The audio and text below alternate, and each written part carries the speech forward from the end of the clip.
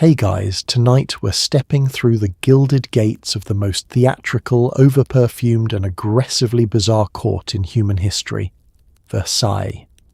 Not the romantic, candle-lit fantasy from the movies, the real Versailles, where getting dressed wrong could ruin your reputation, where standing in the wrong spot at a door could end your career, and where the most powerful women in France spent entire years learning how to hand a king his nightshirt without making eye contact.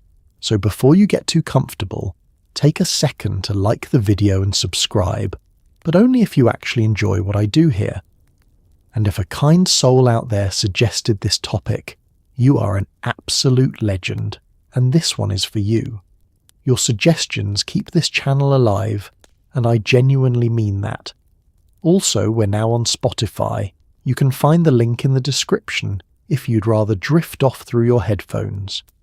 Now, dim those lights, put on a fan for that soft background hum, pull your blanket up and maybe pour yourself something warm, because tonight, elegance is mandatory and mistakes are fatal.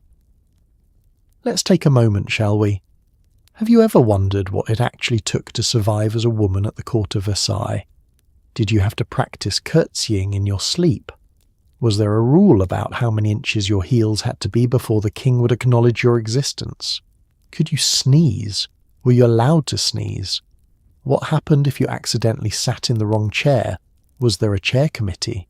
Did women spend their entire mornings just figuring out who got to hand the queen her gloves? And more importantly, was any of it worth it? Could you be absolutely brilliant, ferociously ambitious and fascinatingly intelligent, and still get destroyed because you walk through a door in the wrong order?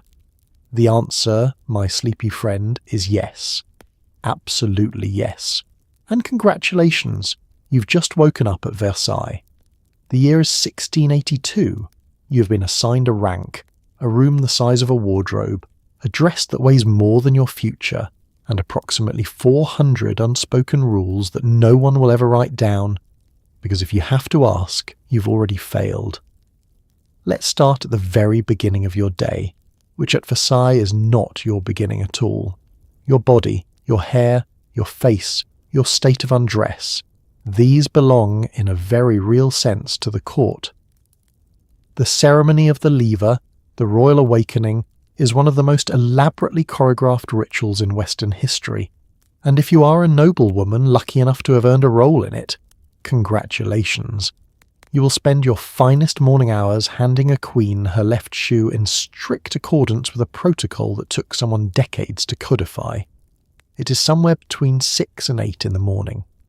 You have been awake for a while already, because getting yourself ready to help someone else get ready is itself a multi-stage operation. You've been laced, pinned, powdered, and coiffed by your own attendants, and you're now standing in an anteroom outside the Queen's bedchamber, waiting. Not pacing, not chatting idly, standing at the correct angle, in the correct position, wearing an expression that communicates both alert readiness and serene calm, because appearing anxious at Versailles is its own kind of faux pas. The door opens, the ceremony begins. What happens next is, depending on your perspective, either a beautiful expression of monarchical dignity or a completely deranged system for putting on a dressing gown. The Queen cannot simply wake up and reach for her robe. There is an order, there is always an order. The First Lady of the bedchamber holds the chemise. But wait, if a princess of higher rank happens to enter the room at that precise moment, the chemise must be passed to her instead, because the highest-ranking woman present has the honour of dressing the Queen first. The Queen herself, meanwhile, is sitting there, arms extended, waiting while the noblewomen sort out who has technically just outranked whom in the last 30 seconds. This is not hypothetical. There are recorded accounts of the Queen sitting partially dressed and visibly cold, while the women in the room conducted a rapid, silent negotiation about the correct chain of custody for a single article of clothing. Marie Antoinette reportedly found this so absurd that she occasionally laughed out loud during her own lever. This was considered slightly undignified. She did it anyway, Every item of clothing has a designated handler. Every piece of jewellery has its moment. The washing of the royal face is itself a ceremony. Water is brought in a golden ewer and poured by a specific person, and the towel is presented by another specific person. And if you are the woman designated to hold the towel and you are late, someone else will have done it by the time you arrive, and you will have missed your moment in the rotation. Your moment with a towel, and it matters. What makes all of this stranger is that it was genuinely coveted. The right to assist with the royal dressing was considered a significant privilege, a mark of favour, of intimacy, of trusted access to the most powerful person in France. Women lobbied for these positions. Families manoeuvred for years to secure them. A noblewoman who had earned a role in the lever had access that most courtiers could only dream of.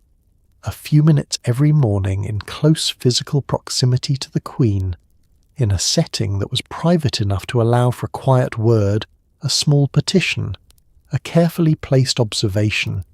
It was, in other words, a bureaucratic nightmare dressed up as an honour. And every woman in that room understood both things simultaneously, the absurdity and the opportunity, and played her part with perfect composure, because that was what Versailles required of you. The ability to hand someone a shoe like it was the most meaningful thing you had ever done.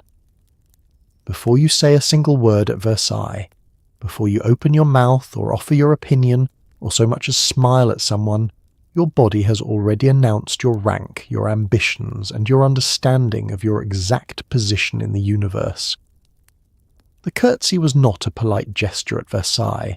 It was a mathematical equation performed with your knees, your spine, and your very carefully concealed sense of pride. Get it wrong, and every woman in the room would remember it for the rest of your life. Let's be precise about this, because Versailles was precise about this. There was not one curtsy. There were degrees of curtsy, gradations of depth and duration that corresponded to the rank of the person you were curtsying to, the rank of anyone else who happened to be watching, and your own rank relative to all parties present. A curtsy offered to the king was different from a curtsy offered to the queen, which was different from the curtsy offered to a princess of the blood, which was different again from the curtsy offered to a duchess, and so on down through the layers of nobility until you reached the social strata where a small nod might suffice, if they were lucky. The depth of the curtsy was the obvious variable. You bent your knees. How far you bent them was the message. A shallow dip for someone of roughly equal standing, a more significant descent for someone above you, a deep, sustained, near-genuflective sweep for the royal family. Accompanying this was the bow of the head, and the angle of that bow, the precise moment at which you raised your eyes again, and the expression on your face when you did were all being registered. Think about the sheer physical conditioning this required. You're wearing a gown that weighs conservatively 30 pounds. Beneath it, a corset that has redistributed your internal organs into an optimistic configuration. On your feet, heeled shoes on floors that, beautiful as they are not always level, and you are required to execute a smooth, controlled, graceful descent and ascent on approximately 2 seconds' notice, because you have just rounded a corner and there is the Duchess of Burgundy, and you cannot be seen to hesitate. Women practiced. Of course they practiced. There are accounts of noblewomen drilling their curtsies at home, with family members calling out ranks and the woman dropping into the appropriate depth like a musician running scales. Children were trained from the time they could walk. A girl who grew up in a court family had her curtsy calibrated before she had finished learning to read. Because at Versailles, your body spoke before your mouth did, and it needed to be fluent. What happened when you got it wrong was a masterpiece of subtle humiliation. No one said anything outright. There was no correction offered, no kindly aside. Instead, there was a slight pause, barely perceptible, calibrated to be just perceptible enough, and a look. The look was the punishment. It was shared between 2 or 3 women nearby, and it lasted perhaps half a second, and it contained an entire conversation about your inadequacy, your family's inadequacy, and your complete failure to understand where you stood in this room. And then it moved on, because Versailles was also, above all things, gracious in its cruelties. The knife went in quietly. By the time you felt it, everyone had already moved to the next topic. Of all the indignities and elaborate absurdities that governed daily life at Versailles, perhaps none was more quietly maddening than the question of doors. Not whether they were open or closed, not whether they were ornate enough, but who opened them, who walked through them first, and in precisely what order a group of noblewomen could proceed from one gilded room to the next, without accidentally committing an act of social warfare. It sounds trivial. It was anything but. At Versailles, a door was not a door. A door was a threshold, and the management of that threshold was a public statement about rank, relationship, and the precise social mathematics of who deferred to whom on this particular afternoon in this particular corridor. The person who opened the door, meaning who turned the handle, who pushed, who held it, was making a statement. The person who walked through it first was making a different statement, and the person who walked through it last was making yet another statement, and she had better be sure it was the statement she intended. The king had his own rules around doors that were essentially non-negotiable. Doors were opened for him by designated people. He did not push his own doors. But the radiating protocol around royal doors, who could be present in the antechamber when the door opened, who had to step back, who was permitted to remain visible, required a kind of spatial awareness that the women of the court developed into something close to instinct. Among women of equal or near equal rank, the door negotiation was a delicate and occasionally prolonged performance. You could not simply barrel through a door ahead of someone of higher rank. That was a clear error. But you also could not simply freeze in the doorway waiting for the higher-ranking woman to proceed while creating an awkward human bottleneck in front of 200 other courtiers. The solution was a graceful pause, a gestural indication, a slight positioning of the body that communicated deference without calling attention to the question of who was deferring to whom. Some women were extraordinarily good at this. They moved through the palace's social architecture with a fluid, unconscious-seeming ease that made the whole business look effortless. These women were, in fact, making dozens of micro-calculations per minute, and had simply gotten fast enough at it that the machinery didn't show. Others were less skilled. There are accounts, wonderful, terrible accounts, of women becoming effectively paralyzed at doorways, caught between 2 competing protocol obligations that pointed in opposite directions. You outrank this person, but that person over there outranks both of you, but she is entering from a different door, and does the second door supersede the first door? There was no official answer. There was only the collective judgment of every watching eye in the room, delivered in real time. What's remarkable is that all of this was unwritten. There was no manual distributed to arriving noblewomen that explained the door system. You absorbed it, over years, through observation and error and the extremely efficient educational system of social consequence. A woman who had grown up at court knew the door protocol as naturally as she knew how to breathe. A woman arriving from the provinces had to learn it the hard way, which is to say, by watching people's faces very carefully every time she got it wrong. In a court where speaking your mind openly was roughly equivalent to setting yourself on fire, women needed other tools. Enter the fan, ostensibly a device for moving air in a hot, overcrowded palace, but in practice, a full communication system. The fan had its own vocabulary at Versailles, a silent language of gestures so precise and so widely understood that an experienced noblewoman could insult someone, flirt with someone, decline an invitation, and signal political alliance all within the span of 30 seconds. and none of it could ever be proven. The fan itself was a serious investment. Fans at Versailles were made from carved ivory, painted, silk, gilded wood, fine lace, and occasionally feathers from birds that had done nothing to deserve being redistributed into accessories. They were expensive, they were beautiful, and they were displayed as indicators of wealth and taste even when no communication was occurring. But it was the movement of the fan that carried information. A fan held open, and moving slowly meant calm disinterest.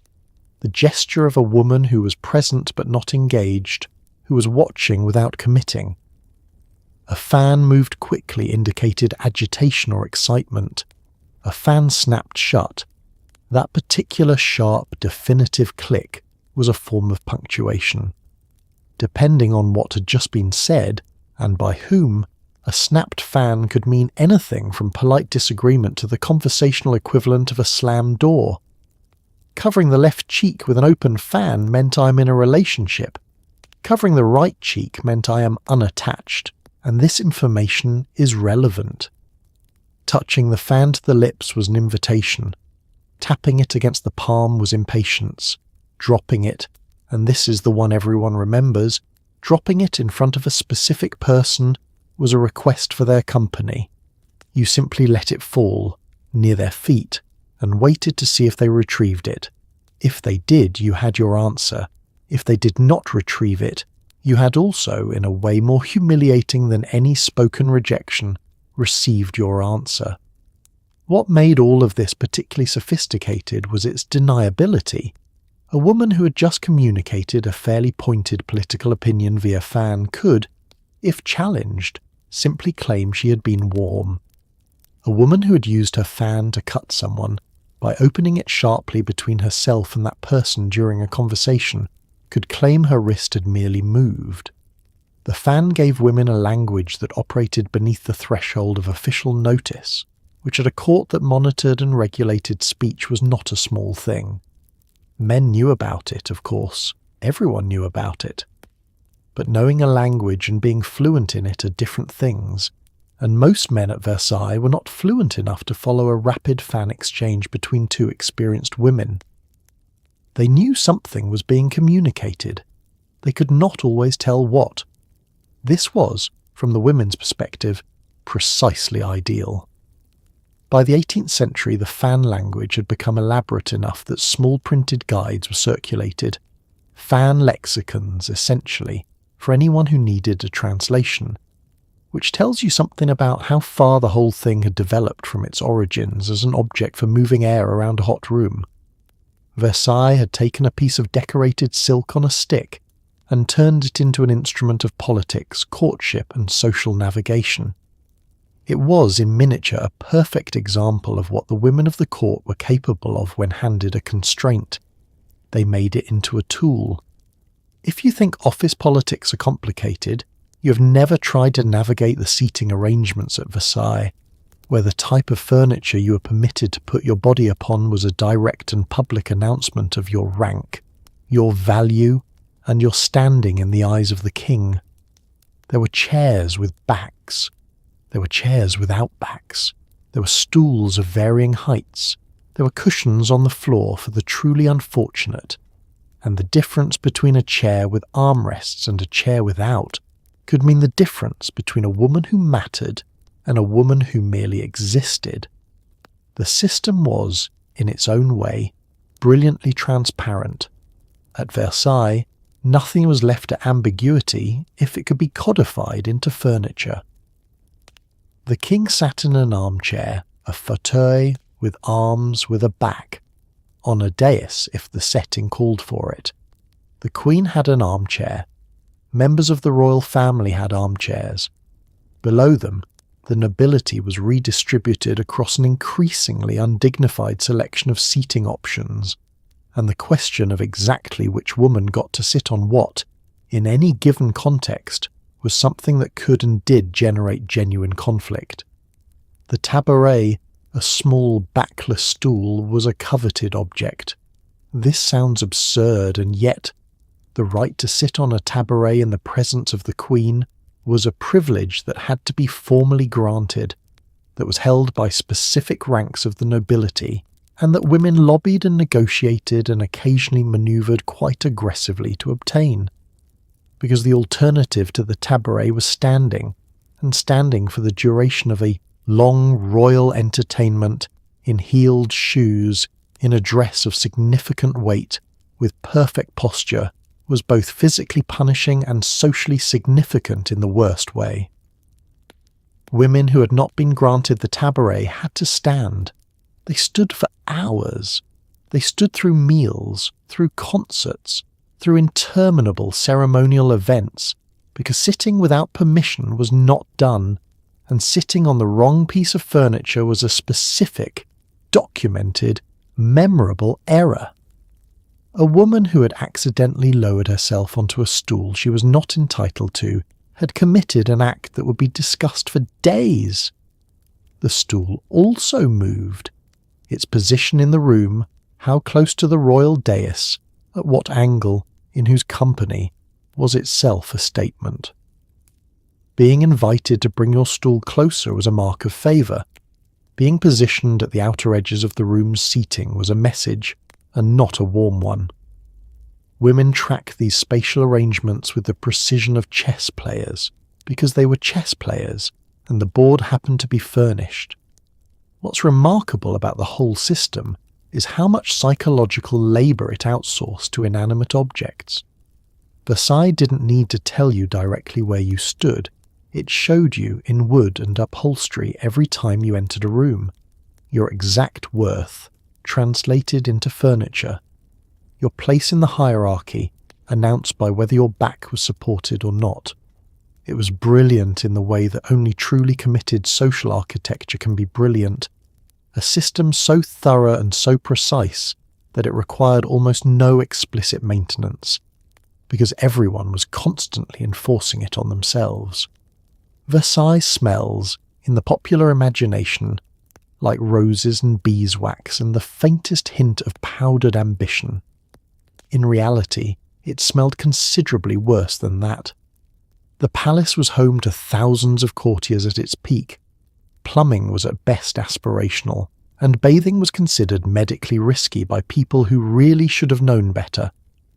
Into this fragrant catastrophe stepped the women of the court, required at all times to smell magnificent, to present an olfactory perfection that matched their visual performance, and they mostly managed it, which is one of the more impressive achievements in human history. Let's start with the honest baseline. Versailles did not have adequate sanitation. The palace was immense, over 2,000 rooms, hundreds of apartments, thousands of people, and the infrastructure for removing human waste had not kept pace with the ambition of the architecture. Chamber pots were emptied into courtyards. Staircases served as improvised facilities late at night. The gardens, spectacular as they were, received a great deal of traffic that had nothing to do with appreciating the fountains. The smell of the palace's common areas on a warm day was reportedly extraordinary. Foreign visitors mentioned it. Ambassadors mentioned it. People who had presumably encountered a fair number of unpleasant things in their lives mentioned it in letters home with an almost impressed tone, as if they couldn't quite believe something so grand could also smell like that. And into this women were required to walk, beautifully dressed, powdered and perfumed, projecting an aura of pristine elegance. The perfume industry at Versailles was correspondingly enormous. Grasse, a town in southern France that would become the perfume capital of the world, supplied the court with floral essences of staggering complexity. Women wore scent on their skin, in their hair, on their clothes, on their fans, on their gloves. Their handkerchiefs were soaked in it. Some wore it in small vials hung at the neck, close enough to the face to provide a continuous personal cloud. The Versailles approach to hygiene also involved a notable amount of linen. Changing your chemise, your innermost layer, was the primary form of personal cleanliness. The theory, such as it was, held that clean linen absorbed impurities from the body and that changing it regularly achieved something functionally equivalent to washing. Whether this theory was correct is perhaps not the most important question.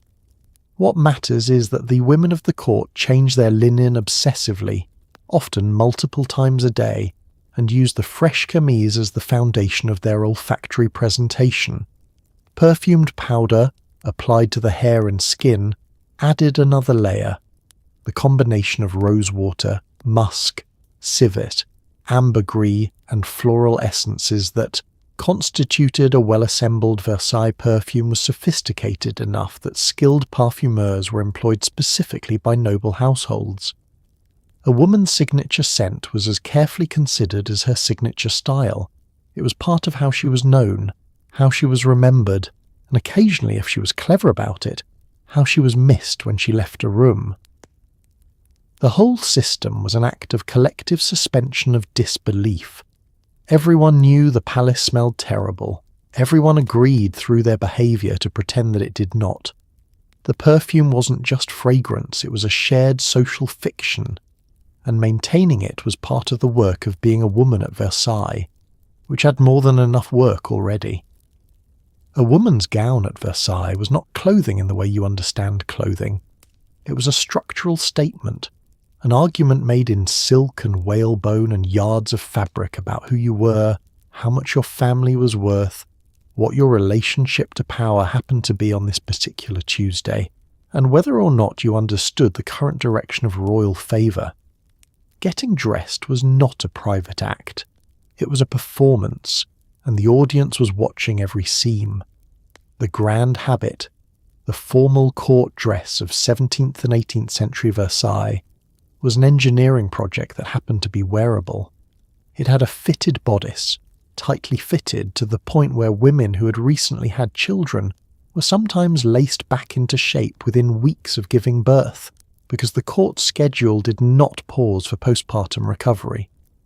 The skirt was enormous, supported by a pannier, a cage-like structure of whalebone or cane worn beneath that extended the hips outward to widths that required women to enter rooms at angles and navigate certain doorways sideways. The train at the back could stretch for several feet.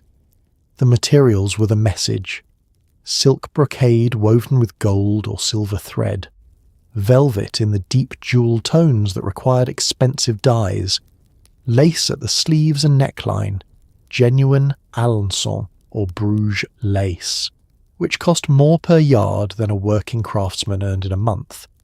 The embroidery alone on a formal court gown could represent hundreds of hours of skilled labour. Wearing a dress like this was wearing money, and everyone in the room was performing a continuous, rapid, unconscious calculation of how much money they were looking at. Colour mattered. Certain colours conveyed certain things. White was for the young, the unmarried, the recently presented. Deep colours, burgundy, forest green, midnight blue, were for established women, for women of consequence. Following the death of someone important, the mourning gradations required specific shades in a specific sequence over a specific period, and wearing the wrong stage of mourning at the wrong time was an error both of etiquette and of legibility. Keeping up with the court's evolving aesthetic was expensive to the point of ruin for families who could not really afford it, but could not afford to appear unfashionable either. The king's tastes influenced what was worn. Louis XIV was deeply interested in fashion and used it as a tool of economic and cultural policy, encouraging the French textile and lace industries by making their products socially mandatory at court. A woman who showed up in foreign fabric when French silk was expected was making a statement she had probably not intended to make. The weight of it all was real, too. A fully assembled grand habit could weigh upward of 15 kilograms. Women wore it for hours. They stood in it, sat in it when permitted, walked through galleries and gardens in it, curtsied in it. They ate in it. They attended theatrical performances in it. By the end of a long court day, you had been corseted, panniered, trained, and elaborately coiffed for perhaps 12 hours, and the question of how you felt about it was, at Versailles, genuinely beside the point. You looked magnificent. That was the requirement. That was the work. Every woman at Versailles wanted the same thing, to be seen by the king. Not necessarily romantically, though that was certainly one avenue, but simply acknowledged, noticed, recognized as a person who existed and mattered in the machinery of the court. The problem was that wanting to be noticed was itself a form of desperation that the king found deeply unattractive, and appearing to try was the single fastest way to ensure you would never succeed. The art of being, seen while pretending not to care whether you were seen, was perhaps the most psychologically demanding skill Versailles required of women. Louis XIV was a careful observer. He moved through his court with a specific, deliberate attention. He noticed who was present, who was absent, who was wearing what, who was speaking to whom, and how they conducted themselves while they thought no one important was watching. He had a memory for faces and for impressions, and a single positive notice from him. A nod, a brief remark, the famous slight inclination of his head that indicated he had registered your existence, could elevate a woman's social standing in a room within minutes. The entire court was watching to see who the king acknowledged, and they adjusted their behaviour accordingly. This created the central paradox of female ambition at Versailles. You had to be there, visible, available to be noticed, but you could not appear to be there for that purpose. A woman who positioned herself too obviously in the king's sight line was seen as crass.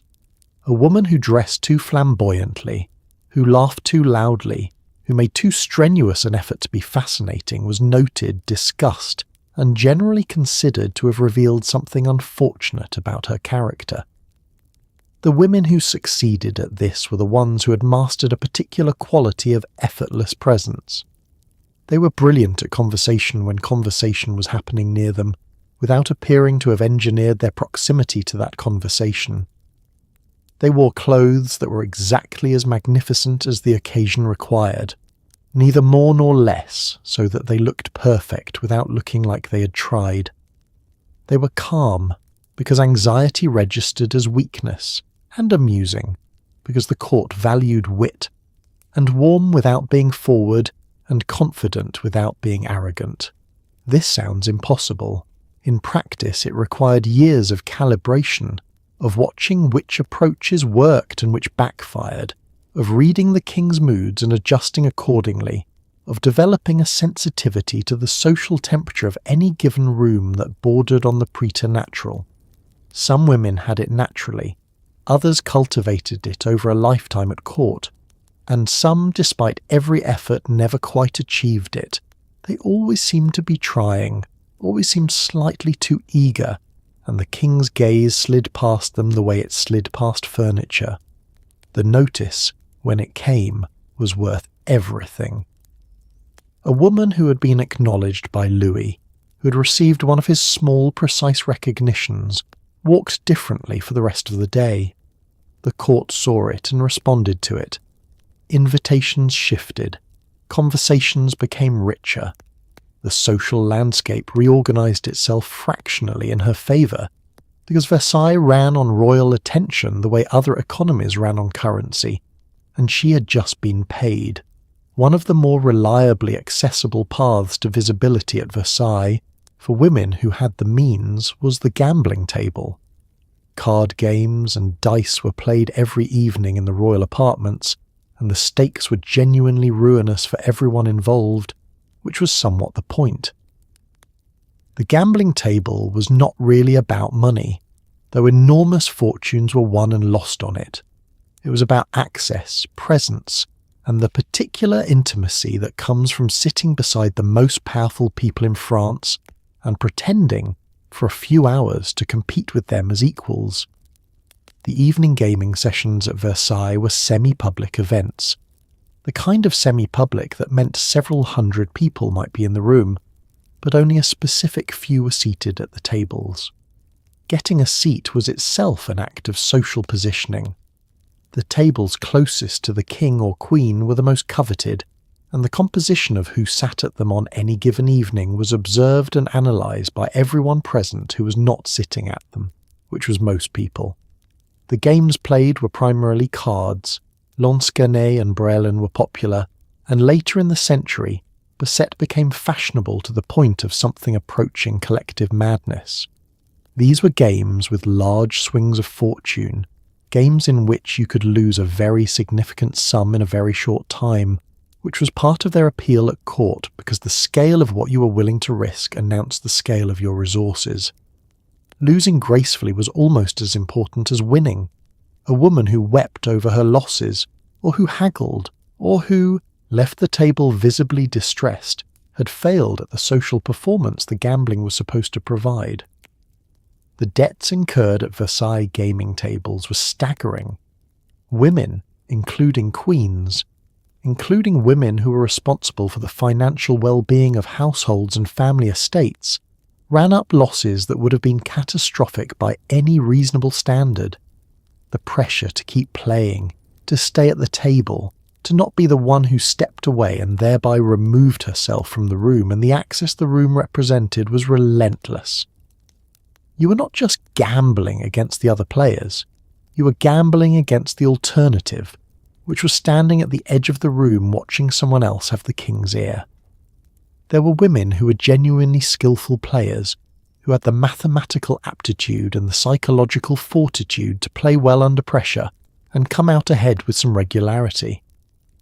These women had an advantage, because a woman who won at cards in the king's presence had demonstrated something: competence, composure, a certain quality of mind that the king noticed and valued.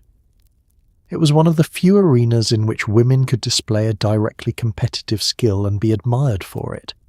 And then there were the losses, the letters home asking for money, the quiet arrangements, the selling of jewels, the negotiations with creditors that had to be conducted with absolute discretion, because a noblewoman in visible financial distress was a noblewoman whose star was falling. The gambling table demanded not just money, but the appearance of having money, which at Versailles was frequently more expensive than the thing itself. Before a noblewoman could participate in court life, before she could attend entertainments, seek audiences, or be formally received by the royal family, she had to be presented. The presentation ceremony was a brief, nerve-shredding ritual in which a woman was introduced to the king and queen, curtsied to a precise and terrifying specification, backed out of the room without turning her back and managed not to trip over her train. It lasted perhaps 4 minutes. Women spent months preparing for it, and some, despite all preparation, still managed to go spectacularly wrong. The preparation was, in a sense, its own ordeal.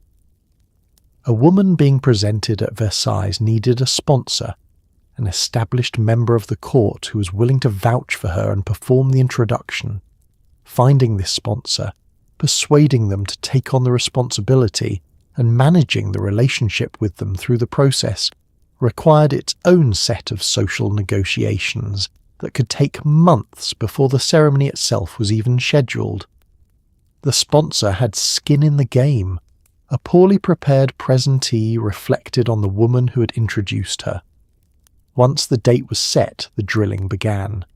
The Versailles curtsy, specifically, the curtsy performed during presentation, was a particular and demanding version of the form, deep, sustained, and executed while wearing a court gown of full formal weight. There were women in Paris who offered coaching specifically for this purpose, who had experience with the ceremony and could drill a nervous noblewoman through the sequence until it was as close to automatic as 4 minutes of choreography could be. The backing out was perhaps the most technically challenging element. You could not turn your back on the king or queen.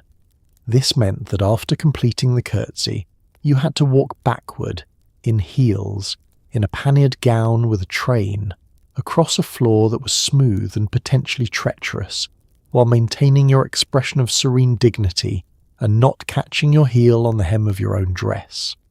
Falling during the backing out was, historically, an occurrence that was written about. The woman who fell was written about specifically, and the account survived, which tells you something about how memorable these failures were. There is the story of a young noblewoman who executed her curtsy impeccably, began her backwards retreat, stepped directly onto her own train, and sat down abruptly on the floor in front of the assembled court. The king, by various accounts, was gracious about it. The court was not. The story followed her for years.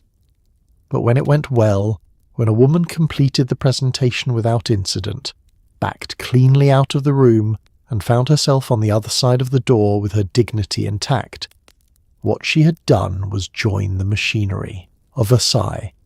She was now a person who existed there officially, whose presence at subsequent events had been sanctioned by the highest possible authority.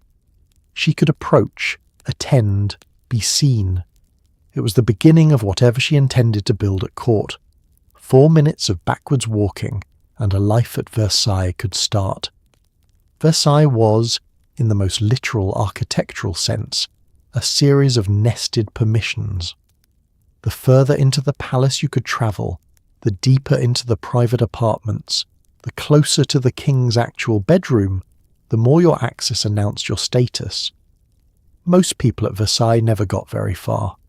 They stood in outer rooms and galleries in public spaces, hoping to catch a glimpse of royalty passing by. The women who had earned the right to penetrate further inward understood that every door they were permitted to pass through was a public declaration of favour, and they did not take it lightly. The palace was organised essentially as a series of concentric circles of privilege. The outermost layer was genuinely public. On certain days, almost anyone with clean clothes and a hat could walk into the Hall of Mirrors. This was deliberate. Louis XIV believed in visible monarchy, in the idea that the king should be accessible to his people, at least in the theatrical sense of being observable. Ordinary Frenchmen could stand in the grand galleries and watch the court process past them like a very expensive parade. They could see, they could not touch, approach, or remain. Further in were the state apartments, rooms used for ceremonial occasions, gaming, entertainment, where courtiers of established rank circulated. A step beyond that were the antechambers, and beyond those the bedchamber, and beyond the bedchamber the cabinet, which was the genuine inner sanctum of royal life. To reach the cabinet was to have arrived, socially speaking, at a place most of the people walking the outer galleries could not imagine. For women, the geography of access was mapped onto the Queen's apartments as much as the King's. The Queen's household had its own hierarchy of rooms, its own gradations of who could enter which chamber and under what circumstances. A woman who had earned a position in the Queen's household, as a lady of the bedchamber, as a reader, as any of the numerous formalised roles that gave her a function, and therefore a right of presence, had access that translated directly into proximity, and proximity at Versailles was the raw material of influence. The act of being seen in certain rooms was itself a form of announcement. A woman who was observed leaving the inner apartments, the rooms that most courtiers never entered, was immediately and universally understood to have a relationship with power that the outer room population did not. She didn't need to say anything. Her location said it for her. The court read the palace like a map of its own politics, and every woman's position on that map was updated in real time by where she was observed to be. This created a geography of aspiration that every woman at Versailles navigated consciously. You knew which rooms you currently had access to. You knew which rooms you were working toward. You observed carefully which women moved through which spaces, and you filed the information. You noticed when a woman who had previously been seen in the inner apartments was now consistently occupying the outer rooms, because that meant something too. The rooms didn't just announce arrival, they also announced departure, demotion, the slow, gravitational pull away from the centre that indicated favour was cooling. Some women spent entire careers at Versailles without advancing beyond a certain point in the architecture, and they managed those careers with considerable skill anyway, because access was relative and the outer rooms were not without their own opportunities. But the ones who moved inward, who earned their way, room by room, through the nested permissions of the palace, were the ones who shaped what Versailles actually was. The building was the hierarchy, and the women who understood it best moved through it like they had memorized every wall. How you move through Versailles, your pace, your posture, your trajectory, your willingness to pause and yield and wait and step aside, was a continuous, uninterrupted performance of your rank and your understanding of court protocol. A noblewoman who walked too quickly seemed anxious. One who walked too slowly seemed arrogant. One who walked through a room without acknowledging certain people in the correct order was committing a series of tiny, precise insults that would be catalogued and remembered and held against her for years. Posture was the foundation. At Versailles, a woman's bearing was considered a direct reflection of her breeding, and poor posture was interpreted not as a medical inconvenience, but as a moral failing. The correct carriage was upright to the point of rigidity, shoulders back, chin level, the neck long, the whole upper body arranged in a way that suggested you'd been assembled by someone who took geometry seriously. This was achieved partly through corsetry, which made slouching physically impossible, and partly through years of training that began in childhood and never really ended. The walk itself was a glide. This is the word that appears in the accounts. Women at Versailles were trained to move without visible effort, to cover ground in a way that suggested the floor was bringing them forward rather than their own legs doing anything so undignified as working. The skirts helped with this illusion. The panniered gown hid the mechanics of ambulation entirely, so that a woman crossing a room appeared to drift across it like something decorative and purposeful, a combination that Versailles found ideal. Speed was calibrated to context. In public galleries, you moved at a pace that allowed for observation and acknowledgement. Too fast and you missed the opportunity to be seen. Too fast and you seemed hurried, which implied you were needed somewhere, which implied something had gone wrong somewhere, which was never a message you wanted to broadcast. In smaller rooms, in the antechambers, the pace slowed further. Proximity to the royal apartments required a particular kind of considered movement, as though the air itself had become more significant. Yielding the path was its own protocol. When a woman of higher rank was approaching from the opposite direction, you did not simply step aside as you might in a street. You performed the step aside, a slight inclination of the body, a fractional dip of acknowledgement, timed to land at the exact moment of passing, so that the communication was clear without being obsequious. Obsequious was nearly as bad as rude. The ideal was a yielding that looked natural, that looked like the simple expression of a social order everyone had agreed upon, and no one felt the need to dramatize. The Hall of Mirrors presented its own particular challenge. 735 mirrors, reflecting everything, reflecting everyone, reflecting your walk from multiple angles simultaneously, and making it impossible to forget that your body was always being observed. Women who had not grown up at court often found the hall disorienting. The sheer optical weight of all that reflection, the constant reminder of your own visibility. Women who'd grown up there simply incorporated the mirrors into their awareness, adding them to the already extensive list of things they were performing for at all times. What you did with your hands while walking was also not nothing. They could be clasped in front, held at the sides, occupied with a fan or a glove or a small book. Empty hands, just hanging, suggested a woman with nothing to do and no props of civilization to hand. The fan was the preferred solution. something to carry, something to gesture with, something to open and close during pauses in movement as punctuation for the continuous performance of being a composed and purposeful person moving through the most watched building in France. You might assume that eating, that most basic and private of human requirements, would offer some relief from the relentless theatre of Versailles. You would be wrong. Mealtimes at the French court, and in particular the king's public dining, were ceremonial events governed by rules so specific that women who attended had to know not just how to eat correctly, but how to watch someone else eat correctly, and how to perform the act of watching with precisely the right expression of respectful interest. The king's grand couvert, his public meal, was one of the more remarkable spectacles Versailles produced on a regular basis. Louis would dine alone at a table set with extraordinary formality, attended by his household staff following a sequence of service so choreographed it bordered on liturgical, while members of the court stood and watched him eat. Not ate themselves, watched him eat.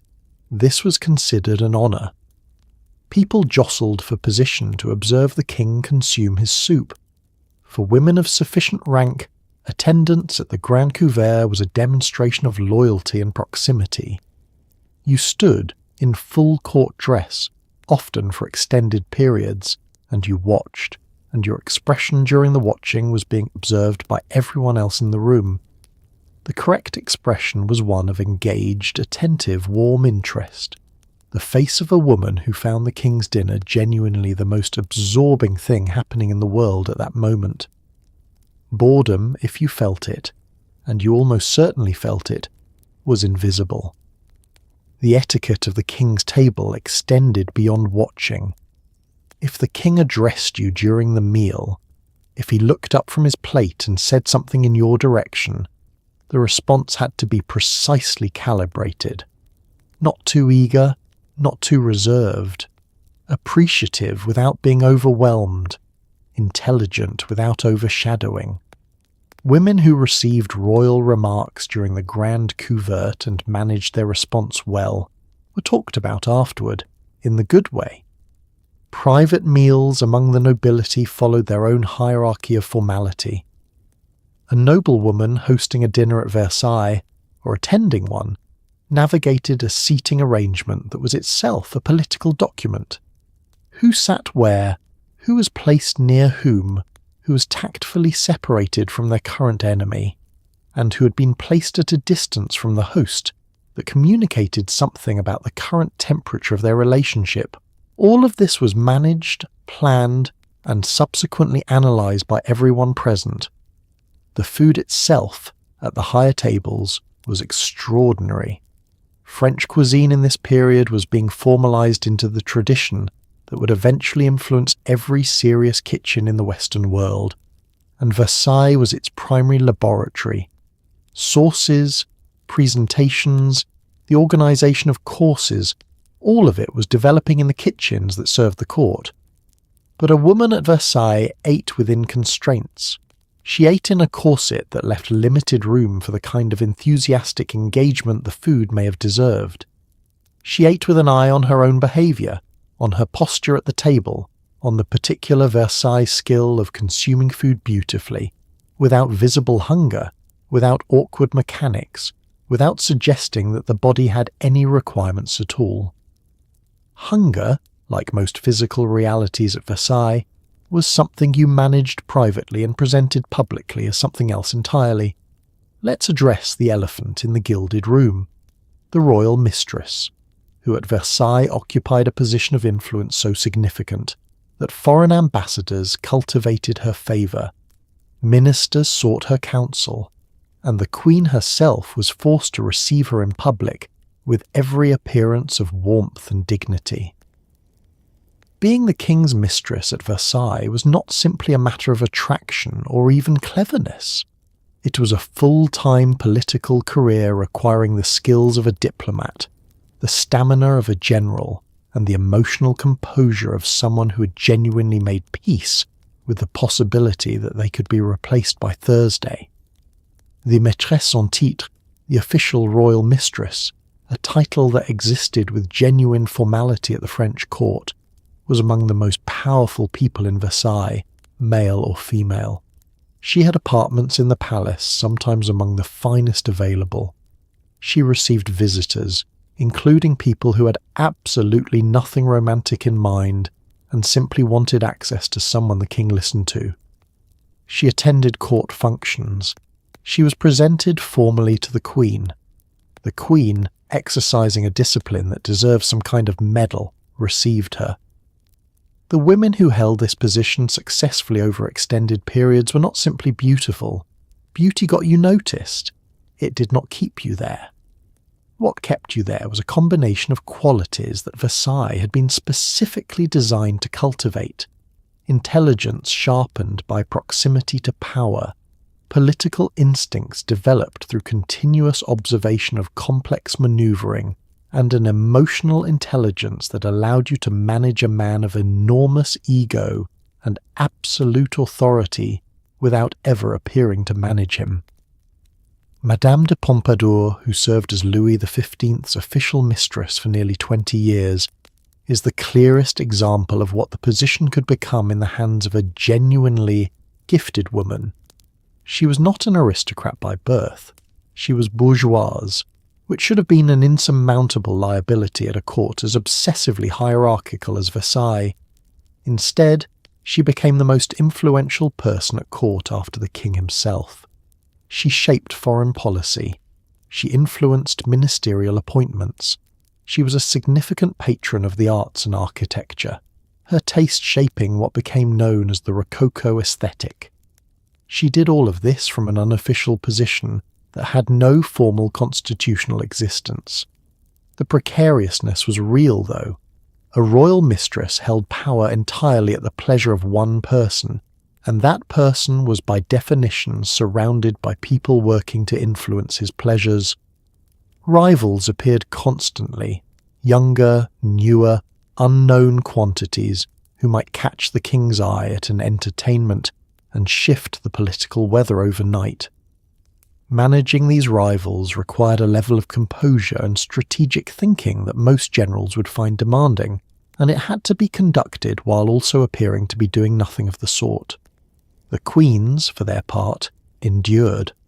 Receiving your husband's mistress with grace was a requirement of the position, and several French queens fulfilled it with a dignity that reads, across the centuries, as something between admirable and heartbreaking. It was understood as part of the contract of royal marriage. The mistress held unofficial power, the queen held official position. Both women understood the distinction, maintained it, and operated within it, because Versailles required everyone to work with the architecture they had been given. Before a noblewoman could participate in court life, before she could attend entertainments, seek audiences, or be formally received by the royal family, she had to be presented. The presentation ceremony was a brief, nerve-shredding ritual in which a woman was introduced to the king and queen, curtsied to a precise and terrifying specification, backed out of the room without turning her back, and managed not to trip over her train. It lasted perhaps 4 minutes. Women spent months preparing for it, and some, despite all preparation, still managed to go spectacularly wrong. The preparation was, in a sense, its own ordeal. A woman being presented at Versailles needed a sponsor, an established member of the court who was willing to vouch for her and perform the introduction. Finding this sponsor, persuading them to take on the responsibility, and managing the relationship with them through the process required its own set of social negotiations that could take months before the ceremony itself was even scheduled. The sponsor had skin in the game. A poorly prepared presentee reflected on the woman who had introduced her. Once the date was set, the drilling began. The Versailles curtsy, specifically the curtsy performed during presentation, was a particular and demanding version of the form, deep, sustained, and executed while wearing a court gown of full formal weight. There were women in Paris who offered coaching specifically for this purpose, who had experience with the ceremony and could drill a nervous noblewoman through the sequence until it was as close to automatic as 4 minutes of choreography could be. The gown itself required specific planning. The presentation gown was a woman's first full visual statement at court, the opening argument of whatever she intended her Versailles reputation to be. Too austere, and she appeared either provincial or strategically modest, both of which carried implications. Too extravagant, and she seemed desperate for attention, which was its own liability. The correct calibration was magnificent but controlled. A gown that said she understood the court's aesthetic, had the resources to participate in it fully, and possessed the judgment to do so at the appropriate register. The backing out was perhaps the most technically challenging element. You could not turn your back on the king or queen. This meant that after completing the curtsy, you had to walk backward, in heels, in a panniered gown with a train, across a floor that was smooth and potentially treacherous, while maintaining your expression of serene dignity and not catching your heel on the hem of your own dress. Falling during the backing out was historically an occurrence that was written about. There is the story of a young noblewoman who executed her curtsy impeccably, began her backwards retreat, stepped directly onto her own train, and sat down abruptly on the floor in front of the assembled court. The king, by various accounts, was gracious about it. The court was not. The story followed her for years, which tells you something important about the economy of social memory at Versailles. Errors were investments. People held them and collected interest. But when it went well, when a woman completed the presentation without incident, backed cleanly out of the room, and found herself on the other side of the door with her dignity intact, what she had done was join the machinery of Versailles. She was now a person who existed there officially, whose presence at subsequent events had been sanctioned by the highest possible authority. 4 minutes of backwards walking and a life at Versailles could start. The chapel at Versailles was not a place of private contemplation. It was, like everything else at Versailles, a stage and attendance at Mass. The manner of your attendance, your position within the chapel, your proximity to the royal family, and the visible quality of your devotion were all being observed and assessed by everyone around you. Religion at court was sincere for some and entirely strategic for others, and even the sincerely devout were still required to perform their faith in the particular Versailles style, which blended genuine piety with an acute awareness of sightlines. The royal chapel completed under Louis XIV was one of the most beautiful rooms in a building already saturated with beauty. High vaulted ceilings, white stone columns, gilded galleries, enormous painted ceilings showing heaven in triumphant detail. The king attended Mass daily, occupying the royal tribune, the elevated gallery from which he could observe the chapel below without descending into it. The court occupied the galleries around him, arranged by rank. The choir and clergy occupied the ground floor, and the whole arrangement meant that attending Mass at Versailles involved 2 simultaneous performances, the liturgical one happening at the altar, and the social one happening in the galleries where the court was watching the king, watching each other, and being watched in return. A woman's behaviour during Mass was carefully managed. Visible piety was expected and noted. Someone who appeared distracted, who looked around too frequently, who failed to respond at the correct moments, was registering poorly both religiously and socially. Equally, excessive theatrical devotion was suspicious. Versailles was not a court that rewarded obvious performances of virtue. The ideal was genuine seeming, moderate, graceful piety, faith worn as naturally as a well-cut dress. The question of who knelt where in the galleries was itself layered with rank. Position in the chapel corresponded to position at court. Women who had earned proximity to the royal gallery occupied it. Women who had not stood in the further reaches and made the best of their vantage point. Moving closer over time, earning a better position in the chapel's hierarchy, was one of the small but legible markers of rising favour that the court tracked as a matter of routine. The confessor was another figure of some political significance. The priest to whom members of the royal family and the high nobility confessed was a person with intimate access to private information, and the choice of confessor, the Jesuits were for a long time dominant at court, was understood to have implications beyond the purely spiritual. Women who were close to influential religious figures had access to a network of influence that operated through a channel most court politics never touched. Fast days and feast days structured the court calendar in ways that had practical social implications. On days of obligation, and there were many of them, certain entertainments were prohibited, certain foods were unavailable, and the observance of religious requirements was public and mandatory. Missing Mass was noticed. Eating meat on a Friday was noticed. Versailles was a court presided over by a king who understood his role as divinely appointed, and the religious calendar was as serious a social framework as any other.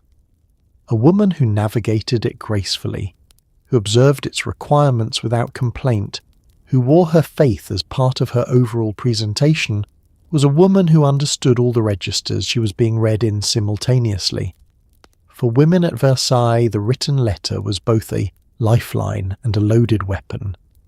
In a court where privacy barely existed and walls were understood to have ears, the letter offered something rare, the possibility of an interior life conducted in relative seclusion. Women wrote constantly, to family, to friends, to enemies they were managing, to lovers they were cultivating, but they wrote with the understanding that letters could be intercepted, read, copied, and used against them. The art of the Versailles letter was the art of saying exactly what you needed to say while leaving nothing that could destroy you. The postal system of 17th and 18th century France was not secure. Everyone of any political significance knew this, and most had direct evidence of it. Intercepted letters were a standard tool of intelligence gathering at the French court, and the king's ministers maintained a department known informally as the Cabinet Noir, a black cabinet whose function was to open, read, copy, reseal, and forward correspondence while retaining the information within. Writing a letter at Versailles was writing for at least two audiences, the person you addressed and the person you did not. This created a literary form of remarkable sophistication. The Versailles letter, at its most skilled, communicated one layer of content on its surface, the social pleasantries, the family updates, the carefully phrased requests, while conducting a separate communication in its subtext for a reader who knew the context. Women who were good at this could write letters that were entirely innocent on their face and entirely legible to their intended recipient. Women who were less careful wrote letters that were read by ministers and occasionally read aloud to the king, and those stories did not end well. The Marquise de Sévigné, who spent decades at the periphery of Versailles, writing letters to her daughter that have survived as one of the great literary monuments of the period, understood the form perfectly. Her letters shimmer with observation, wit, and a quality of attention to the social world around her that is genuinely extraordinary. She described the court in precise, funny, sometimes devastating detail, but she was careful, always, about what she committed to paper and what she left between the lines. For women using letters as political tools, to cultivate alliances, to manage the perception of an absent friend or a present enemy, to conduct the long-range diplomacy of court relationships, the discipline required was considerable. You were writing documents that might outlast their context by years, that might be produced as evidence, that might circulate in copies you had never authorized. A phrase that seemed clever and harmless in the moment of writing could become dangerous in a different political season, when the person you had gently mocked was now in a position of significant influence. And yet women wrote, constantly, and with evident feeling, because the alternative, conducting an entirely surface existence in which nothing genuine was ever committed to any medium, was its own kind of diminishment. The letter was where the interior life went. It was where the real assessments were made, the real affections expressed, the real frustrations aired. Women at Versailles wrote to think, wrote to feel, wrote to maintain the relationships that made the grinding performance of court life bearable.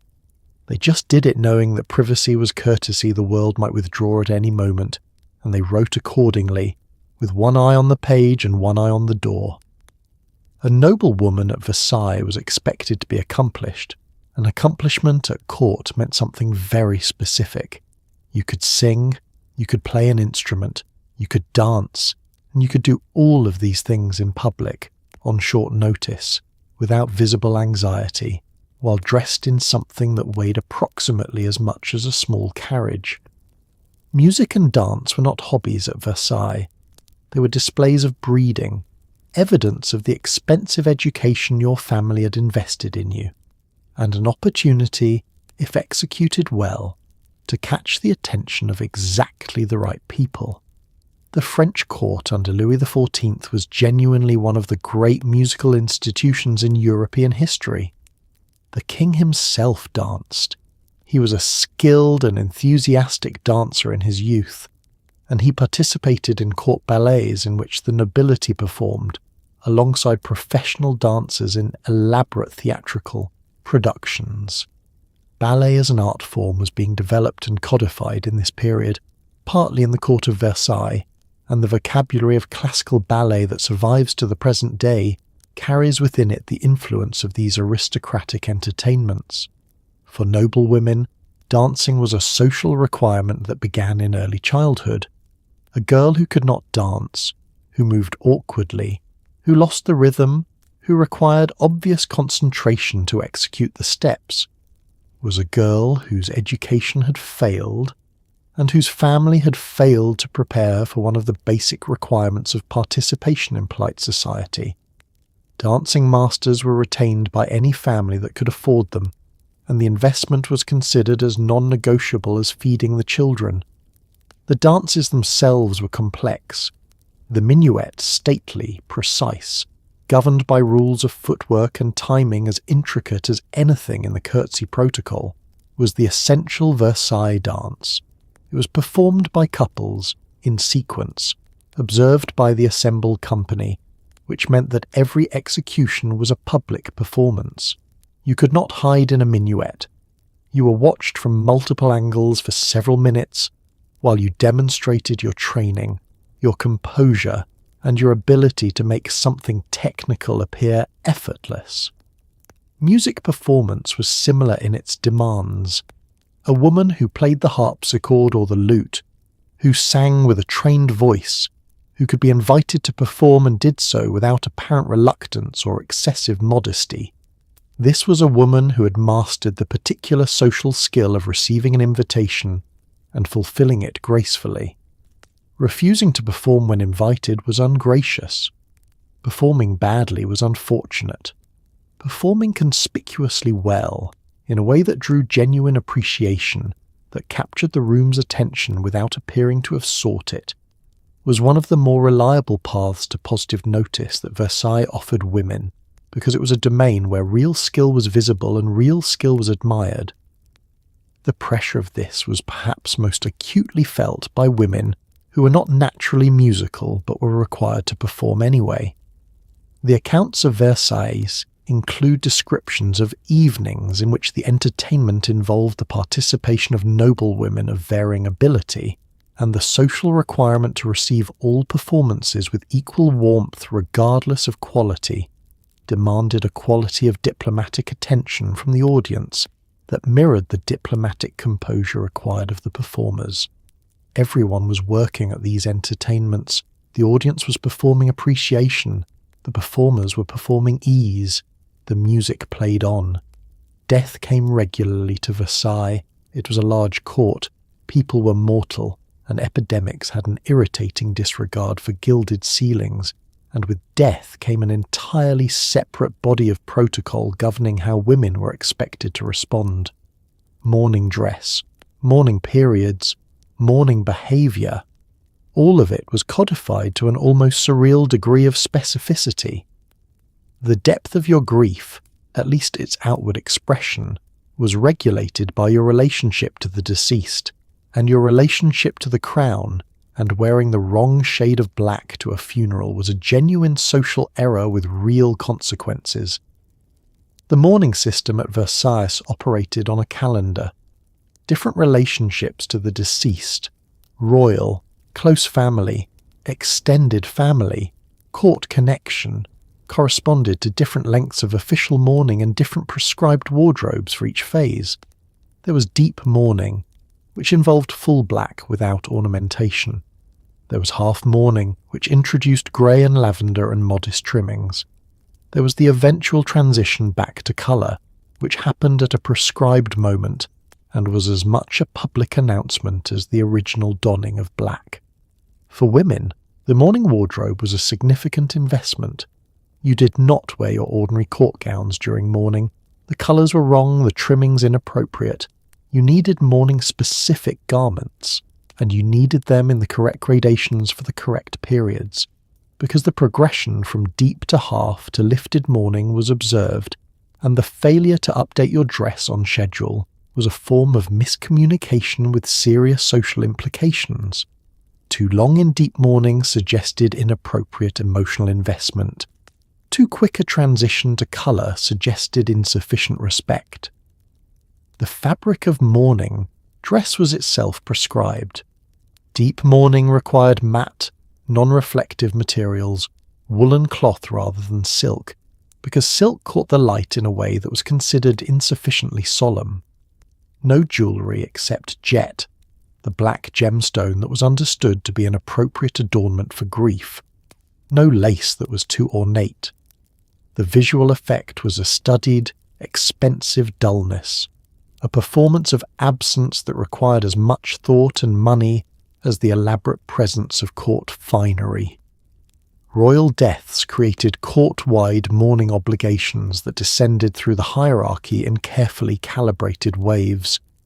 When a member of the immediate royal family died, the entire court went into mourning. This was not optional. It was not a personal choice. It was a sartorial requirement that extended to the palace's decor, which was draped accordingly. The visual transformation of Versailles during royal mourning, its brilliance replaced by black and grey, was one of the more striking experiences the court produced. A reminder that even a building designed to project invincibility was still mortal in its inhabitants. Women who had recently lost their own close family members navigated the mourning calendar while simultaneously fulfilling their court obligations. Personal grief and official protocol did not always coincide in their timing, and the requirement to dress and behave appropriately for the court's mourning calendar, regardless of your own private emotional state, was simply one more version of the fundamental Versailles demand, that the interior life remain interior, and the exterior performance remain, always, composed.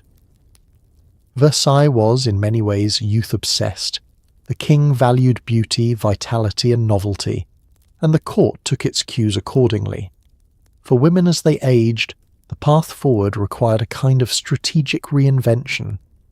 The tools that had served them at 20, their looks, their novelty, their capacity for a certain kind of flirtation, gave way to different instruments, accumulated knowledge, established relationships, the authority that came from having survived long enough to understand how everything worked.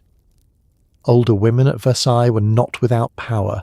Some of them had more than they had ever possessed in their youth. But it was a different kind of power, and it required different management. The court was full of young women at any given moment, newly presented, newly arrived, in possession of fresh faces and the particular energy of people who had not yet learned to be tired. An older noblewoman watching the newest intake of presentees could see herself from 20 years prior in their careful curtsies and nervous, ambitious eyes. What she had now that they did not was a map.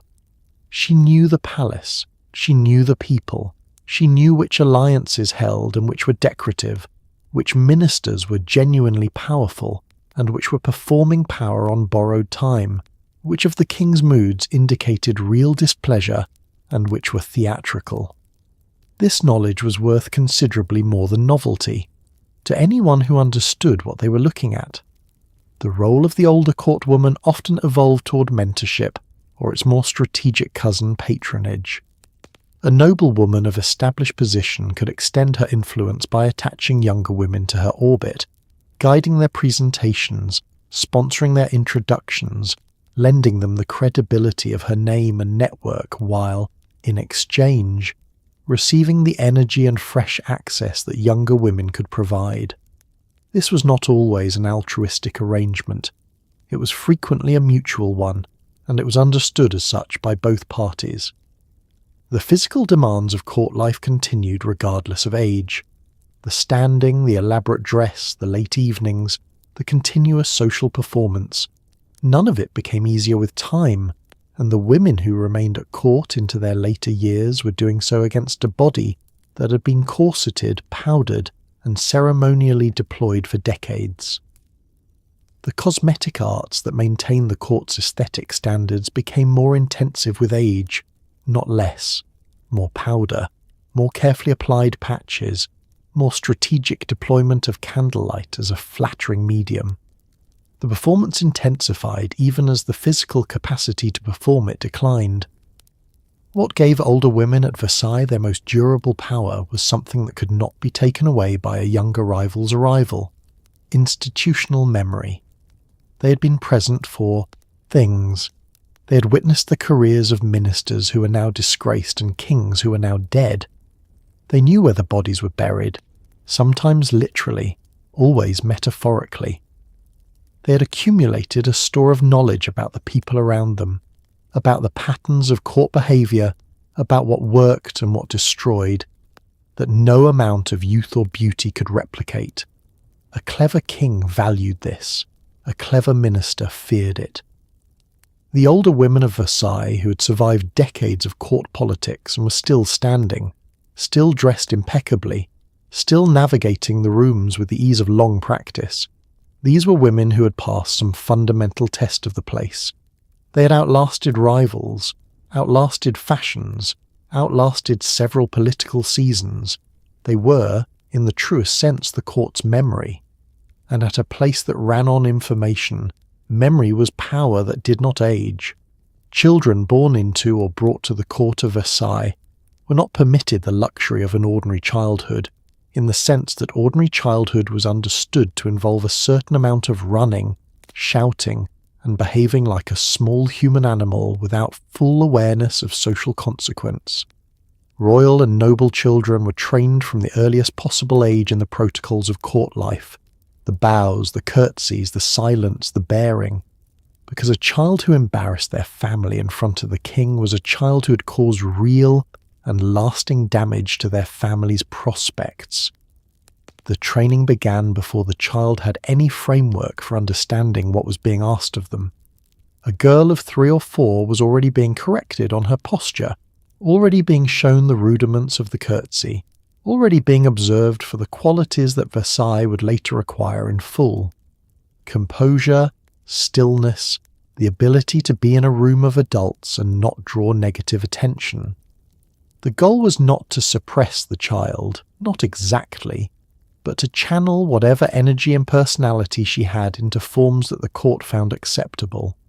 Spontaneity was not forbidden. It was simply redirected until it looked like grace. Royal children lived under particular scrutiny. The childhood of the Dauphin, the heir to the throne, was a public institution. His meals, his lessons, his health, his development were observed and discussed by courtiers who understood that this child represented the future of everything they had built their lives around. The children of high nobility were watched almost as closely because their futures were tied to the dynastic calculations of their families in ways that began operating from birth. Clothing for children at Versailles mirrored adult court dress in miniature. Small girls wore panniered skirts and fitted bodices, tiny versions of their mother's grand habits. They were dressed with the same attention to rank and occasion that governed adult fashion. A child in the wrong dress at a formal occasion was a child whose mother had made an error, and the error was her mother's to wear. Children were, in this sense, extensions of their parents' court reputation, walking evidence of their family's understanding of protocol and their commitment to maintaining appearances at every scale. The education of noble girls was managed carefully. Languages were essential, French, obviously, but also Italian, and some understanding of Latin, because a woman of culture was expected to navigate the intellectual life of the court with facility. Music and dance were mandatory. Drawing, embroidery, and the management of correspondence were part of the curriculum. Philosophy and serious intellectual inquiry were more variable. Some families encouraged it, particularly as the Enlightenment moved through French society in the 18th century. Others considered it unnecessary or potentially destabilizing in a daughter. What was universal was the social education, the drilling in protocol that no formal curriculum acknowledged but every family conducted obsessively. A girl who had absorbed the rules of Versailles before her presentation was a girl who could walk into the most watched room in France and perform correctly under pressure. A girl who had not was a liability. The difference between these two outcomes was years of patient, continuous, invisible instruction delivered primarily by mothers and governesses who had themselves been through the same process and understood its stakes precisely. The children of Versailles grew up fast in the sense that matters most, not physically, but socially. They understood early that the world they inhabited required performance, that the audience was always present, and that the gap between public behaviour and private feeling was a space they would spend their lives managing. It was, by any modern standard, an extraordinary thing to ask of a child. It was, by Versailles standards, simply preparation for the life ahead. Beauty standards at Versailles were specific, demanding, and entirely disconnected from anything a modern person would consider practical. The ideal complexion was white, not fair, not pale, but genuinely, aggressively, artificially white, achieved through lead-based powders that were known to be toxic even at the time, and applied in quantities that would make a modern cosmetic chemist weep. The women of Versailles painted their faces into masks every morning, and then wore those masks in public for the entirety of the day, maintaining the performance of flawless, bloodless perfection in a palace heated by open fires and crowded with several thousand other equally overpowdered people. The foundation of the Versailles beauty ritual was ceruse, a white paste made from lead carbonate that was applied to the face, neck and chest to create an even, luminous pallor. It was smooth, it was opaque, it was excellent at what it did, and it was slowly poisoning the women who used it. Lead absorbs through the skin. Prolonged use caused hair loss, skin damage, neurological symptoms, and in sufficient quantity and duration, death. Several women at the French court showed signs of chronic lead exposure that contemporaries attributed to illness or constitution. The actual mechanism was sitting in their dressing tables. Everyone knew it was dangerous, in the vague way that people know things when the knowledge is inconvenient. It was discussed. Alternatives were occasionally proposed, zinc-based preparations existed and were safer. Chalk-based powders were less effective but less lethal. Women used them when the lead became obviously problematic and returned to the cerus when they wanted results, because the cerus genuinely worked and the alternatives genuinely didn't produce the same effect, and at Versailles the effect was the requirement. Over the white base went colour, applied in specific places with specific intentions. Rouge, genuine, vivid, almost clownish red by modern standards, was applied to the cheeks in a small high circle that today would look theatrical, but at Versailles was the expected signal of health and vitality. The contrast between the white base and the red circles was the aesthetic the court had agreed upon, and it was so thoroughly normalised that women who appeared without rouge were sometimes described as looking ill. The makeup was the baseline. The bare face was the deviation. Beauty patches, small fabric or leather shapes in geometric or decorative forms were placed on the face according to a system that had its own language, parallel to the fans. A patch near the eye meant passion. One at the corner of the mouth indicated flirtation.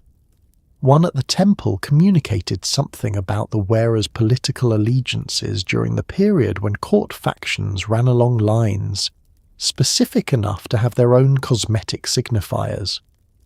The placement was deliberate, was read by other women fluent in the system, and was occasionally the subject of analysis by foreign observers who were trying to understand what was being communicated and by whom. The maintenance of this appearance through a full court day was a physical challenge. Heat from candles and fireplaces softened the powder. Perspiration, which was happening, regardless of how gracefully everyone pretended it was not, disturbed the ceruse.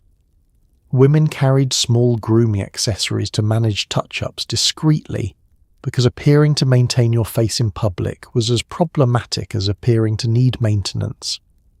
The correct state was permanently, effortlessly perfect.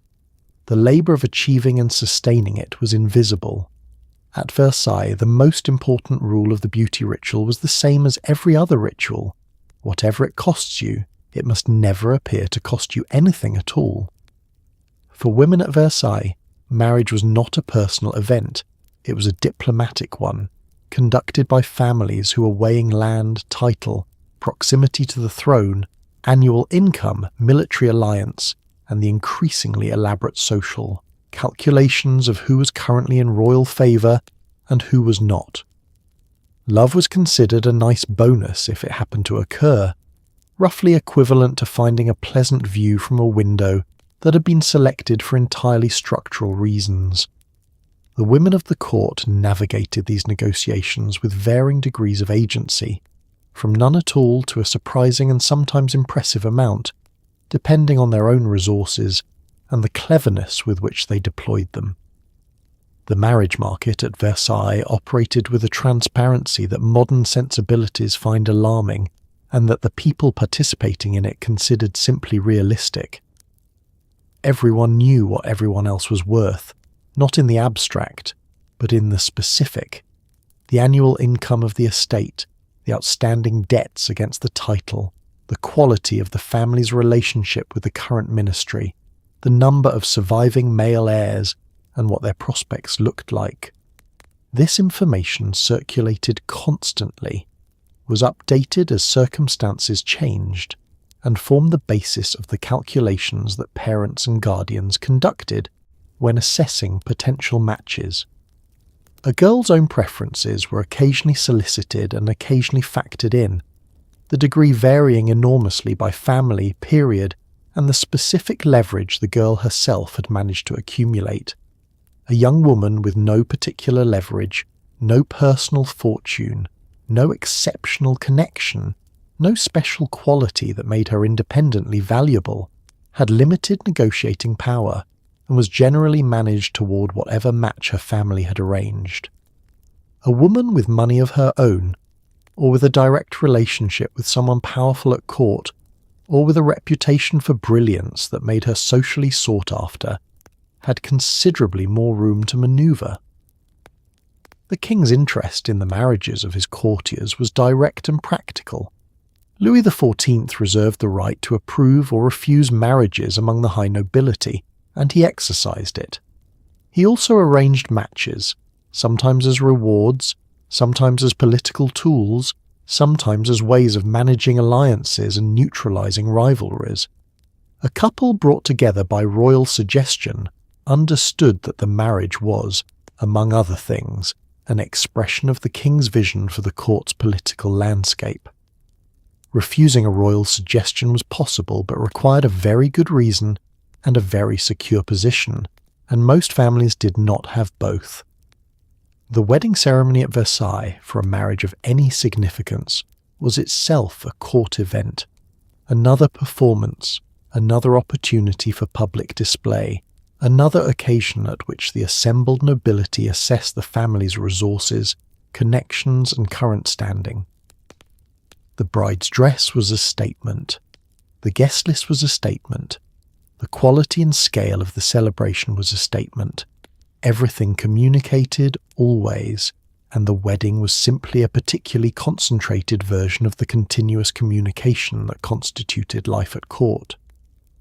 What happened after the wedding was a private matter only in the physical sense.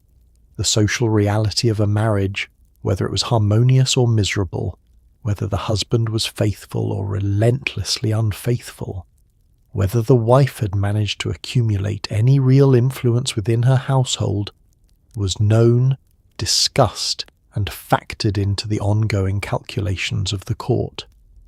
Versailles had no private marriages. It had marriages that were conducted in view of the court and marriages that were conducted slightly further from view. The audience was always there. The assessment never stopped. Conversation at Versailles was a performance art with a fairly significant penalty for getting it wrong. Too much talk and you seemed desperate, undignified, or, worst of all, boring. Too little and you seemed cold, unengaged, or dangerously opaque. The ideal Versailles woman could talk brilliantly and at length about a great many subjects while appearing to speak spontaneously and without effort, never dominating a conversation in a way that made the people around her feel eclipsed, and never saying anything that could be directly quoted back to her in a context that would cause problems. The art of conversation was taken seriously as an intellectual discipline in 17th and 18th century France in a way that had no real equivalent elsewhere in Europe. The salons, gatherings hosted primarily by women in Paris, operating adjacent to but distinct from the court, were the laboratories where conversational culture was developed and refined, and the women who presided over them were genuinely powerful figures in the intellectual life of the period. At Versailles, this conversational culture had a specific flavour, more constrained than the salons, more politically charged, more continuously observed. Wit was valued, but wit had to be calibrated. A sharp remark that landed perfectly, that made the room laugh, that demonstrated intelligence and timing and the particular Versailles quality of elegance under pressure, could do a great deal for a woman's reputation. A remark that was too sharp, that drew blood from the wrong person, that could be repeated to the injured party and cause a feud, was a liability that lasted years. Women who were known for dangerous wit were admired from a safe distance. They were not always trusted with sensitive information, because someone who could phrase things that precisely was someone who could phrase you precisely, and at court, you preferred your friends to be less gifted in that particular direction. The management of silence was equally demanding, knowing when not to speak, when to allow a pause, when to decline an invitation to comment on something dangerous, when to redirect a conversation that was drifting toward territory no one wanted to occupy in public, was a skill that took years to develop. A woman who spoke too freely was a woman without judgment. A woman who never said anything risky was a woman without content. The balance between these two extremes was narrow and had to be adjusted constantly as the political temperature of the room shifted. Topics had their own hierarchy of safety. The weather was safe. Fashion was mostly safe, with specific exceptions. The king's health was dangerous. The king's mistresses were extremely dangerous unless you were in the company of people whose position on that subject you knew precisely. Foreign policy was navigable if you were careful. Religion was complex. The succession, who would inherit what, who was in or out of favour with the crown, was the most treacherous conversational territory of all, the kind of subject on which a single unguarded observation could define your political position in a way you had not intended to define it.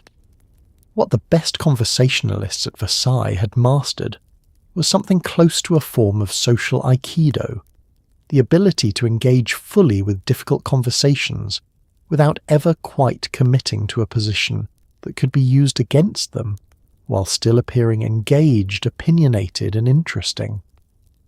They spoke in a language of implication and suggestion, of observations that could be taken in two directions, of questions that communicated a perspective without stating it. It was exhausting, it was brilliant, and at a court where words were political currency, it was the most essential skill of all. Louis XIV's gardens at Versailles were not gardens in any restful sense. They were an extension of the palace, another set of rooms, outdoors, in which rank was performed and protocol observed, and women were expected to walk, stand, and comport themselves with the same level of architectural precision they maintained inside. The famous promenades, in which the king walked through his gardens accompanied by a trailing procession of court, were opportunities and ordeals simultaneously, a chance to be seen, to be close, to demonstrate your grace, and also a test of your shoes, your stamina, and your ability to appear delighted by a 3-mile walk in extremely unsuitable footwear. The gardens of Versailles were, in their own way, as controlled as the palace's interiors. André Le Nôtre designed them according to principles of absolute geometric order, perfectly symmetrical parterres, clipped hedges that formed walls and corridors of green, fountains placed at mathematical intervals, alleys stretching to vanishing points that expressed in landscape the same absolutism that Louis expressed in government. Nothing in the Versailles gardens was accidental. The trees were managed, the water was managed, the sight lines were managed. The impression was of nature held in perfect submission, which was, of course, the point.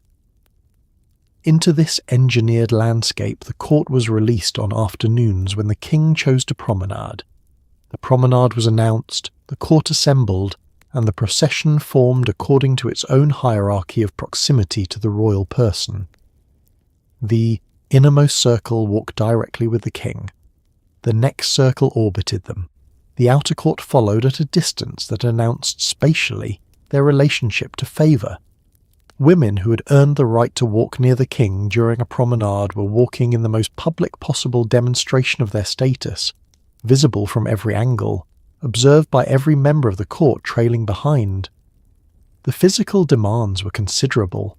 The gardens were beautiful and they were large. The central axis alone extended for several kilometres, and they were traversed in court dress, on gravel paths that were not designed with the comfort of heeled shoes in mind.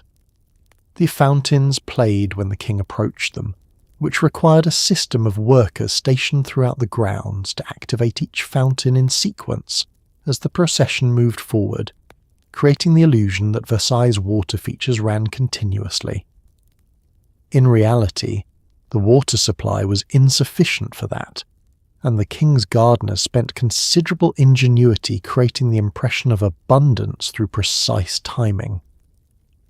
Women managed the gravel, the distance, and the dress with the same composure they brought to everything else, which is to say they managed it invisibly.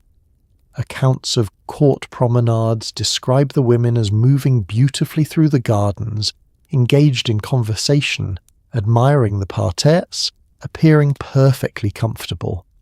What the accounts do not describe, but what must have been true, is the degree of physical effort required to make several kilometres of gravel walking look like an afternoon pleasure in a 30-pound gown and heeled shoes.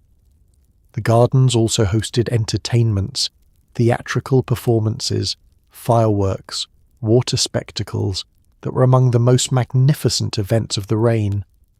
Women who attended these spectacles were experiencing something genuinely extraordinary.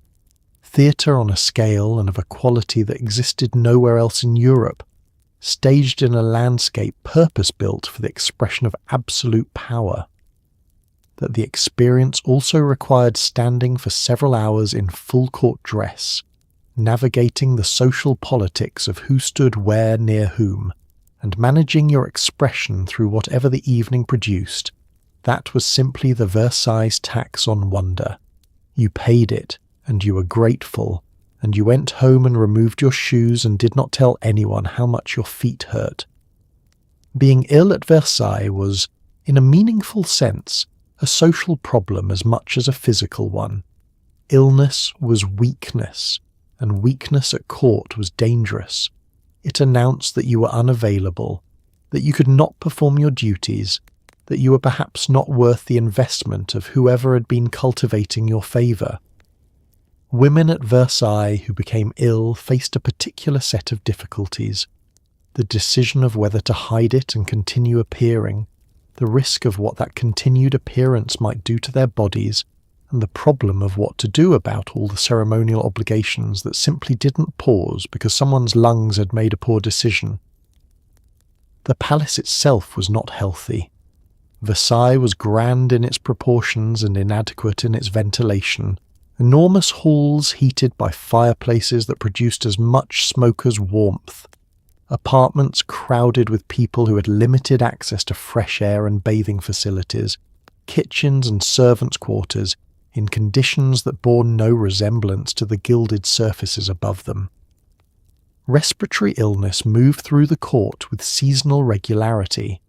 Epidemics, smallpox, influenza, the various fevers that the period grouped under general headings that did not distinguish between their mechanisms, periodically swept through the population with a democracy of destruction that ignored rank.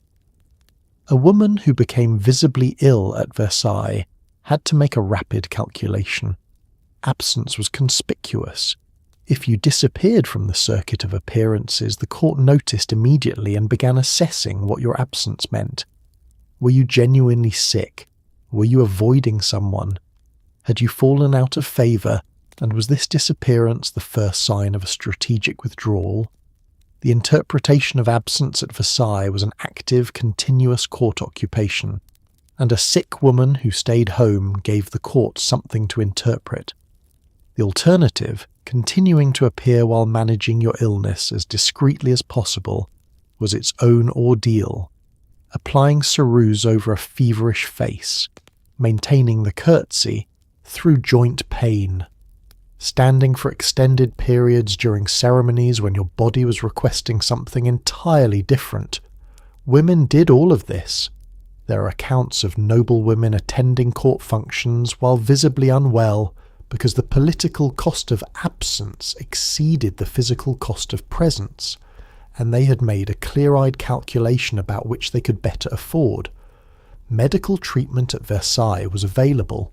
The court maintained physicians of the best quality France produced, which in this period meant men who were educated, well-dressed, and operating with a theoretical framework that would not have been recognisable to a modern doctor. Bleeding remained a standard intervention well into the 18th century. Purging was regularly prescribed. Herbal preparations of varying efficacy and safety circulated through the court's informal medical economy alongside the official physicians. A woman who was being treated by the royal physicians was a woman whose illness had been acknowledged at the highest level, which carried its own social implications. The king's own illnesses were treated as state events. His body was political property, and its condition was news. The illnesses of the court women were private matters conducted within the public framework of court life, managed with the same discipline that governed everything else. You were sick. You handled it. You appeared where you needed to appear. You did not make it anyone else's problem, and you did not, under any circumstances, appear to be someone whose health might make you an unreliable investment. You recovered or you did not, and either way the court continued, and your place in it remained precisely as secure as you had been strong enough to keep it. Information at Versailles was currency, and the women of the court were its most efficient bankers. In a world where formal power was almost entirely closed to them, women developed an extraordinary parallel system of intelligence, influence, and soft diplomacy that operated through conversation, rumour, letter writing, and the perfectly placed whispered confidence. Gossip at Versailles was not idle chatter, it was politics conducted by other means, and the women who mastered it shaped careers, marriages, and occasionally the direction of wars. The information environment at Versailles was both extraordinarily rich and extraordinarily dangerous. Everyone was watching everyone else, always. Their dress, their companions, their physical positioning within rooms, their expressions when certain names were mentioned, their absences and presences, and the timing of both.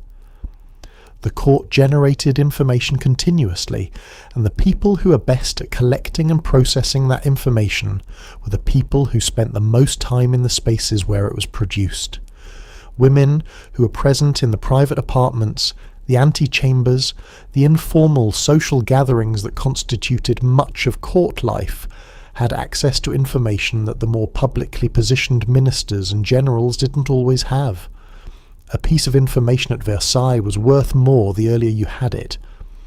Knowing before others that a minister was about to fall, that the king's manner toward him had cooled, that his enemies were organising, that a particular meeting had gone badly, gave you time to adjust your own positioning, to distance yourself from the falling figure before the fall became obvious, to cultivate the rising replacement. Women who were good at reading these signals, who had developed the network of relationships that allowed information to reach them quickly, moved through the court's political seasons with a fluency that looked, to outside observers, almost like prescience. The management of information, what you shared, with whom, at what moment, and in what form, was one of the primary skills of court politics. Sharing too freely made you a conduit rather than a source, which reduced your value in the information economy. Sharing too selectively made you seem withheld, which reduced your social warmth and the willingness of others to share with you. The ideal was a calibrated generosity, giving people information that was useful enough to cement the relationship, while retaining the more significant pieces that constituted your real leverage. Rumours were a distinct category, information whose factual status was uncertain, but whose circulation served a purpose regardless. A well-placed rumour about a rival could damage her reputation while leaving no traceable author. The denial was always available. I only heard it. I have no idea if it's true. I hope it isn't. The content meanwhile circulated, was discussed, was provisionally believed, and therefore provisionally acted upon, and the damage accumulated whether or not the original story held up. Women who were good at this were known for it, and simultaneously denied doing it, which was itself a form of skill. What made the Versailles intelligence network particularly effective was its reach. The court's women wrote letters constantly, visited relatives and acquaintances in Paris, received visitors from the provinces and from foreign courts. Information did not stay within the palace walls, it travelled along the networks of relationship that women had built and maintained through years of correspondence and personal connection. The informal intelligence gathered by the women of Versailles fed into the larger political world of France in ways that were rarely acknowledged and almost never officially credited. It was invisible power, which was sometimes the most durable kind. Marrying into the French royal family, or arriving at Versailles as the wife of a French nobleman, when you were not French, was one of the more comprehensively disorienting experiences available to a woman in the 17th and 18th centuries. The protocols of the French court were not written down in any accessible form. They were absorbed, osmotically, by people who had grown up at court, and the idea that someone might arrive from Austria or Spain or Bavaria and simply not know them was treated less with sympathy than with a kind of watchful, cataloguing attention to every mistake. The most famous foreign woman at Versailles was Marie Antoinette, who arrived from Vienna in 1770 at the age of 14 to marry the future Louis XVI. She came thoroughly prepared. Austria had sent her with tutors with advisors, with every form of preparation that could be arranged from a distance, and she still found the French court's specific protocols bewildering in their detail and merciless in their enforcement. She got things wrong. She was observed getting them wrong. The observations were recorded in letters that circulated among the French nobility and eventually reached Austria, where her mother Maria Theresa wrote back with detailed corrections delivered in the particular tone of a mother who loved her child and was also conducting foreign policy through her. The process of Frenchification, the transformation of a foreign princess into something the French court could accept, was managed by a designated entourage of French women assigned specifically to help the new arrival navigate the court's culture. This entourage was itself a political appointment, the positions coveted, the women chosen to fill them holding significant informal power as the primary translators between the newcomer and the system she'd entered. They controlled what she learned, in what order, from whose perspective. Their influence on her first impressions of the court was total. Language was the first barrier. French was the language of the court and of European diplomacy, and a foreign princess was expected to acquire fluency quickly, not because French was practically necessary, since most people she dealt with could manage some version of communication, but because speaking French imperfectly in public was a continuous small humiliation that the court enjoyed in a specific way. Accents were noted. Grammatical errors were gently corrected by people who were not being gentle. The performance of fluency was required even before fluency was genuinely achieved, which produced a particular kind of performance anxiety that native French speakers never had to manage. Beyond language was the subtler problem of cultural translation. The French court had a specific aesthetic, a specific humour, specific expectations about how a woman behaved that didn't map exactly onto any other court in Europe. Austrian informality was different from French formality. Spanish dignity was expressed differently from French dignity. A woman who arrived with the manners of one court and tried to operate in another was continuously misread. Her reserve interpreted as coldness, her warmth interpreted as forwardness, her specific cultural references landing in silence. The women who navigated this most successfully were the ones who were fast learners and, crucially, genuinely curious about the system they had entered, rather than defensive about the one they had left. They observed. They asked questions carefully of the right people. They adopted French ways without appearing to be performing adoption, which was the same challenge every other woman at Versailles faced, doing the required thing while appearing to have always done it naturally. For foreign women, this challenge was simply more acute, the baseline distance greater, the margin for error exactly as unforgiving as it was for everyone else. The court of Versailles did not collapse all at once. It unravelled, slowly at first and then with gathering speed, as the world outside the gilded gates began to change in ways that the elaborate etiquette system was entirely unequipped to process. The women who had spent their lives mastering a set of rules, who knew precisely how to curtsy, where to stand, how to dress, when to speak, and how to manage their relationship to power within a very specific and very artificial system, found themselves, by the late 18th century, standing inside an increasingly fragile structure, performing rituals that felt, even to the people performing them, like rehearsals for a play that was about to lose its audience. The Enlightenment was the intellectual pressure from outside. Ideas about reason, about the rights of individuals, about the legitimacy of inherited hierarchy, rather than demonstrated merit. These ideas moved through French society in the decades before the Revolution, and they did not stop at the palace gates. Courtiers read Voltaire. Noble women attended salons where the fundamental premises of the social order they inhabited were subjected to systematic critique. The cognitive dissonance of spending your morning curtsying over a chemise while spending your afternoon discussing Whether hereditary monarchy was philosophically defensible was something the late 18th century French noblewoman managed with varying degrees of comfort. The financial reality was pressing from a different direction.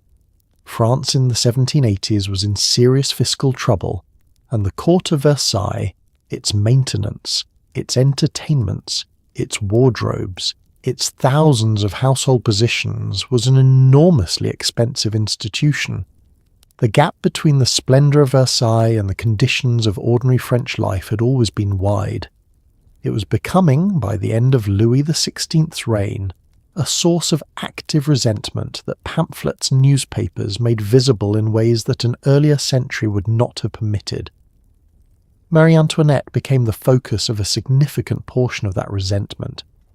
Her spending on dresses, on jewellery, on the renovations and entertainments at her private retreat of the Petit Trianon was documented, amplified, and used as evidence of a court that had lost any connection to the reality of the country it governed. The nickname the pamphlets gave her, Madame Deficit, was unfair in its specific accounting, but accurate in its symbolic diagnosis. She became the image of a system that had turned inward, that had optimized for its own rituals at the expense of any awareness of what was happening beyond its walls. The women of the court in this final period were performing their protocols with increasing awareness that the protocols might not hold. The curtsies continued, the presentations continued, the gambling tables and the promenades and the elaborate ceremonies of dressing and dining continued. But the certainty that had underwritten all of it, the assumption that this was permanent, that these rules governed a permanent order, was quietly eroding. Some women recognized it and began quietly repositioning themselves, managing their assets, cultivating connections outside the court. Others performed more intensely, as if the increased rigor of the ritual could stabilize the thing it was built on. It could not. In 1789, the world outside the gates made its presence known in terms that the protocol system had no mechanism for processing. The court that had turned getting dressed into a ceremony, that had built a civilization of rules around how to open a door and how deep to bend your knees, that court ended not with a violation of its etiquette, but with the elimination of the premise that etiquette required. The rules had assumed a world. The world changed, and the most elaborate system of social performance in European history dissolved into something that no amount of correct curtsying could address. Let's take a moment, now that we have walked the full length of this world, through its dressing ceremonies and gambling tables, its fan languages and door protocols, its powdered faces and coded letters, to ask the question that sits beneath all of it. What did it actually cost to be a woman at Versailles? Not in livres or in fabric, not in the quantifiable expenditure of money and time that the court demanded in such spectacular amounts, but in the other currency, the one that doesn't appear in the account books. It cost privacy, first and most completely. A woman at Versailles lived, from the moment she arrived, in a state of continuous visibility that had no off switch. There was no hour of the day, no corner of the palace, no relationship or transaction or moment of personal feeling that was not potentially observable, potentially significant, potentially used. Women who had grown up at court had never known anything different. They had been trained from childhood to inhabit visibility the way other people inhabit air. Women who arrived from outside experienced the transition as something close to a physical sensation. The feeling of being watched from every angle simultaneously and never being able to stop performing the self that the court required. It cost, in many cases, the marriages that might have been. The negotiated unions of Versailles produced some partnerships of genuine warmth and mutual regard, and it would be wrong to suggest they were uniformly miserable. But they also produced a great many marriages conducted between strangers on behalf of families, in which the woman's emotional interior had no formal purchase, no official weight in the calculation. Women built their lives inside these structures, and many of them built rich lives with genuine relationships and real satisfactions. But they built them within a constraint that their own desires had not shaped, and the management of that constraint was a form of continuous labour that the court never acknowledged and never credited. It cost simply the body, the corsets, the powders, the lead ceruse, the standing for hours in heavy dress, the walking miles on unsuitable shoes, the late nights and the early mornings and the ceremonies that did not adjust their schedule to any individual woman's exhaustion. Women at Versailles were physically worn by the life they led, and many of them showed it in the portraits that survive, in the accounts of health that appear in letters, in the ages at which they died and the conditions that killed them. The palace was beautiful, and it was hard on the people who inhabited it, and yet these were also women who moved through the most powerful rooms in Europe, women who shaped careers and policies and marriages through the exercise of intelligence, wit, and accumulated expertise. Women who built extraordinary networks of relationship that spanned the continent, who corresponded with philosophers and diplomats and kings, who understood the machinery of power at the most intimate level and worked it with a skill that no formal position authorized and no official record adequately acknowledged. The women of Versailles did not have the power the men around them had, but they were not without power.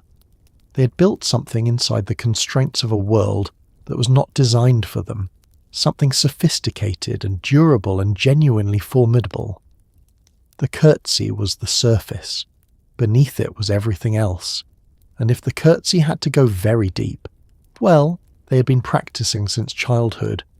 They could manage the depth. They were very good at making difficult things look like nothing at all. At Versailles, the walls did not merely have ears. They had memories, agendas, and in some cases a direct line to the King's Minister of Police. The court that appears in portraits as a glittering constellation of silk and candlelight was also, operating beneath that surface, one of the most comprehensively surveilled environments in the pre-modern world. Women who understood this, who had absorbed the lesson early and internalized it completely, moved through their days with a specific quality of watchfulness that looked, from the outside, like serenity. It was not serenity. It was the controlled behavior of someone who knew they were being observed and had decided permanently to act accordingly. The surveillance apparatus at Versailles operated on multiple levels. At the official level, the king's ministers maintained networks of informants throughout the palace, servants, valets, ladies' maids, the small army of household staff who moved invisibly through the apartments and heard, in the course of their duties, a great deal of what was said in private. A woman's own lady's maid might be reporting on her. Her footman might be reporting on her. The woman who helped her dress in the morning and the woman who helped her undress in the evening occupied positions of extraordinary intimacy. And intimacy at Versailles was never simply intimacy. This was understood. Everyone understood it. And the understanding produced a particular quality of relationship between noblewomen and their personal attendants.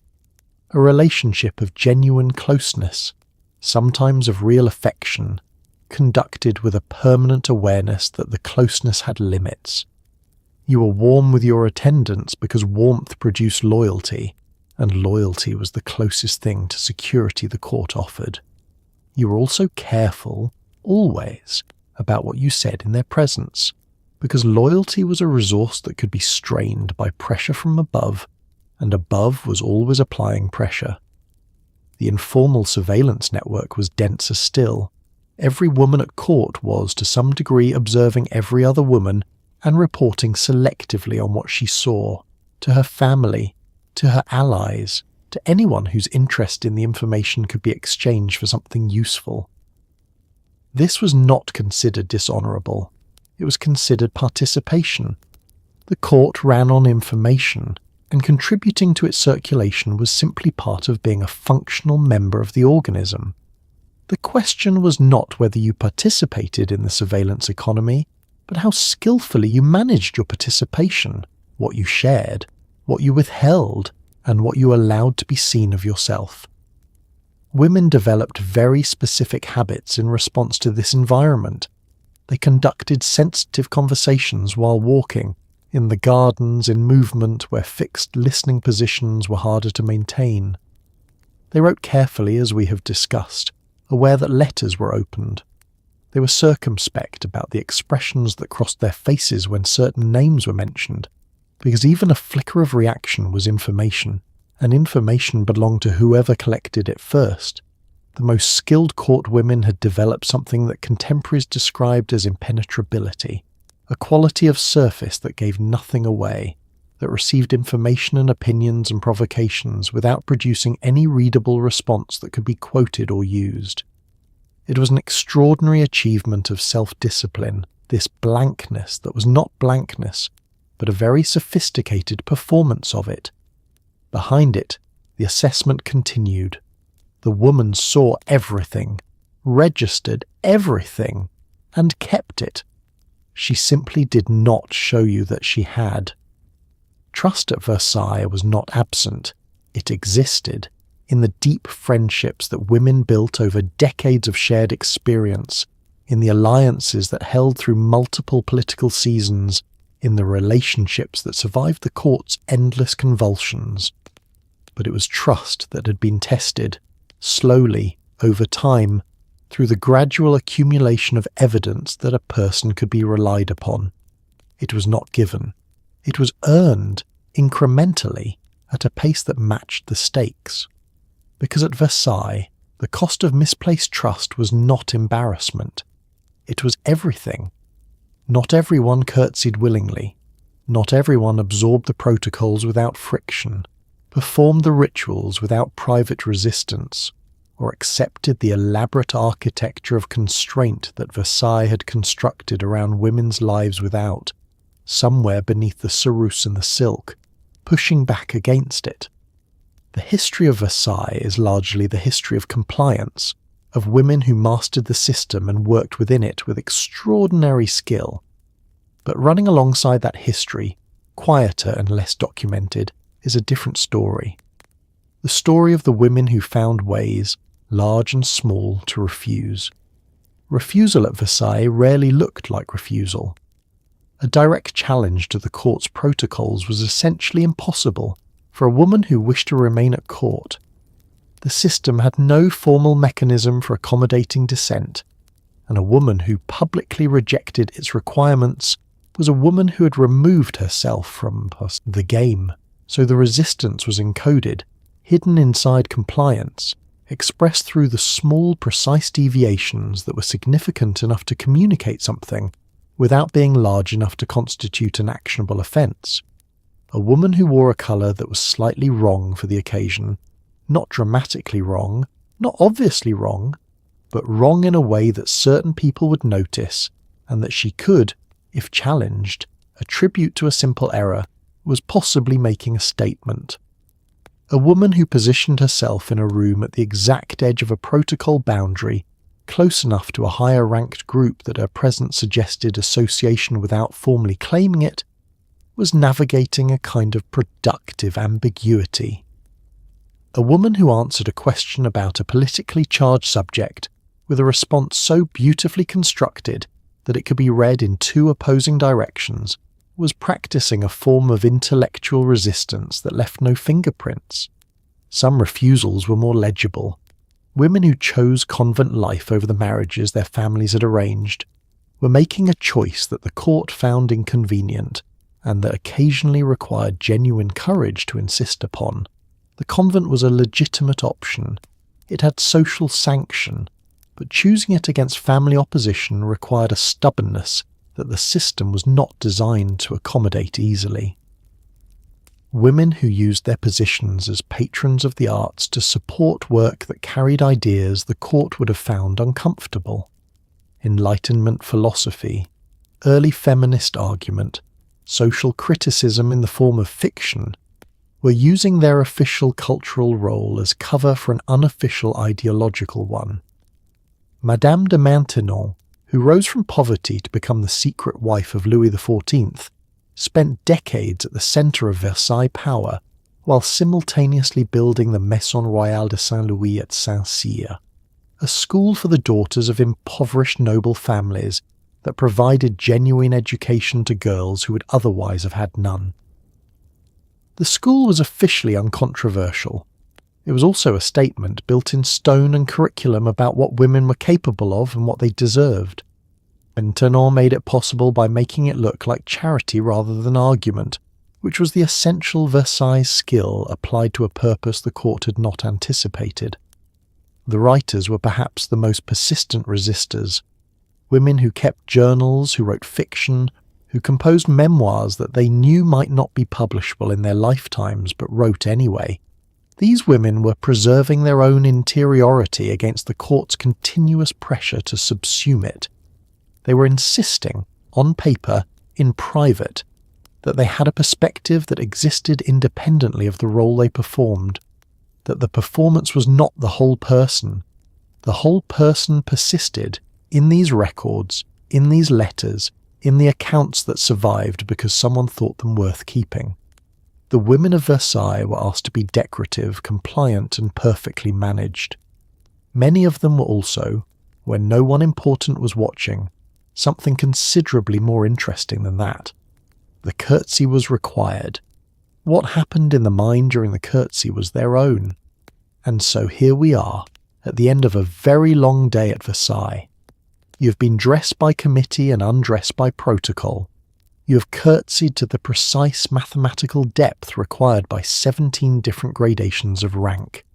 You have eaten in a corset, gambled with money you did not have, communicated an entire political position through the angle of a fan, and backed out of a room without falling over, which, given everything, is a genuine achievement worth honouring.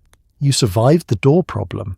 You wore the correct shade of mourning for exactly the correct number of days.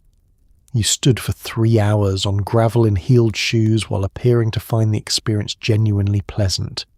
You said nothing that could be quoted against you, wrote nothing that could be used against you, and allowed nothing to cross your face that could be read against you. You were, in every observable sense, perfectly composed, and beneath all of it, beneath the powder and the silk and the elaborate, exhausting architecture of performance, you were also simply a person. A person who had opinions she mostly kept to herself, affections she managed carefully, frustrations she discharged into letters that she sealed with particular thoroughness. A person who, in the rare private moment, probably sat down without thinking about whether the chair was appropriate to her rank, and felt, briefly, like herself.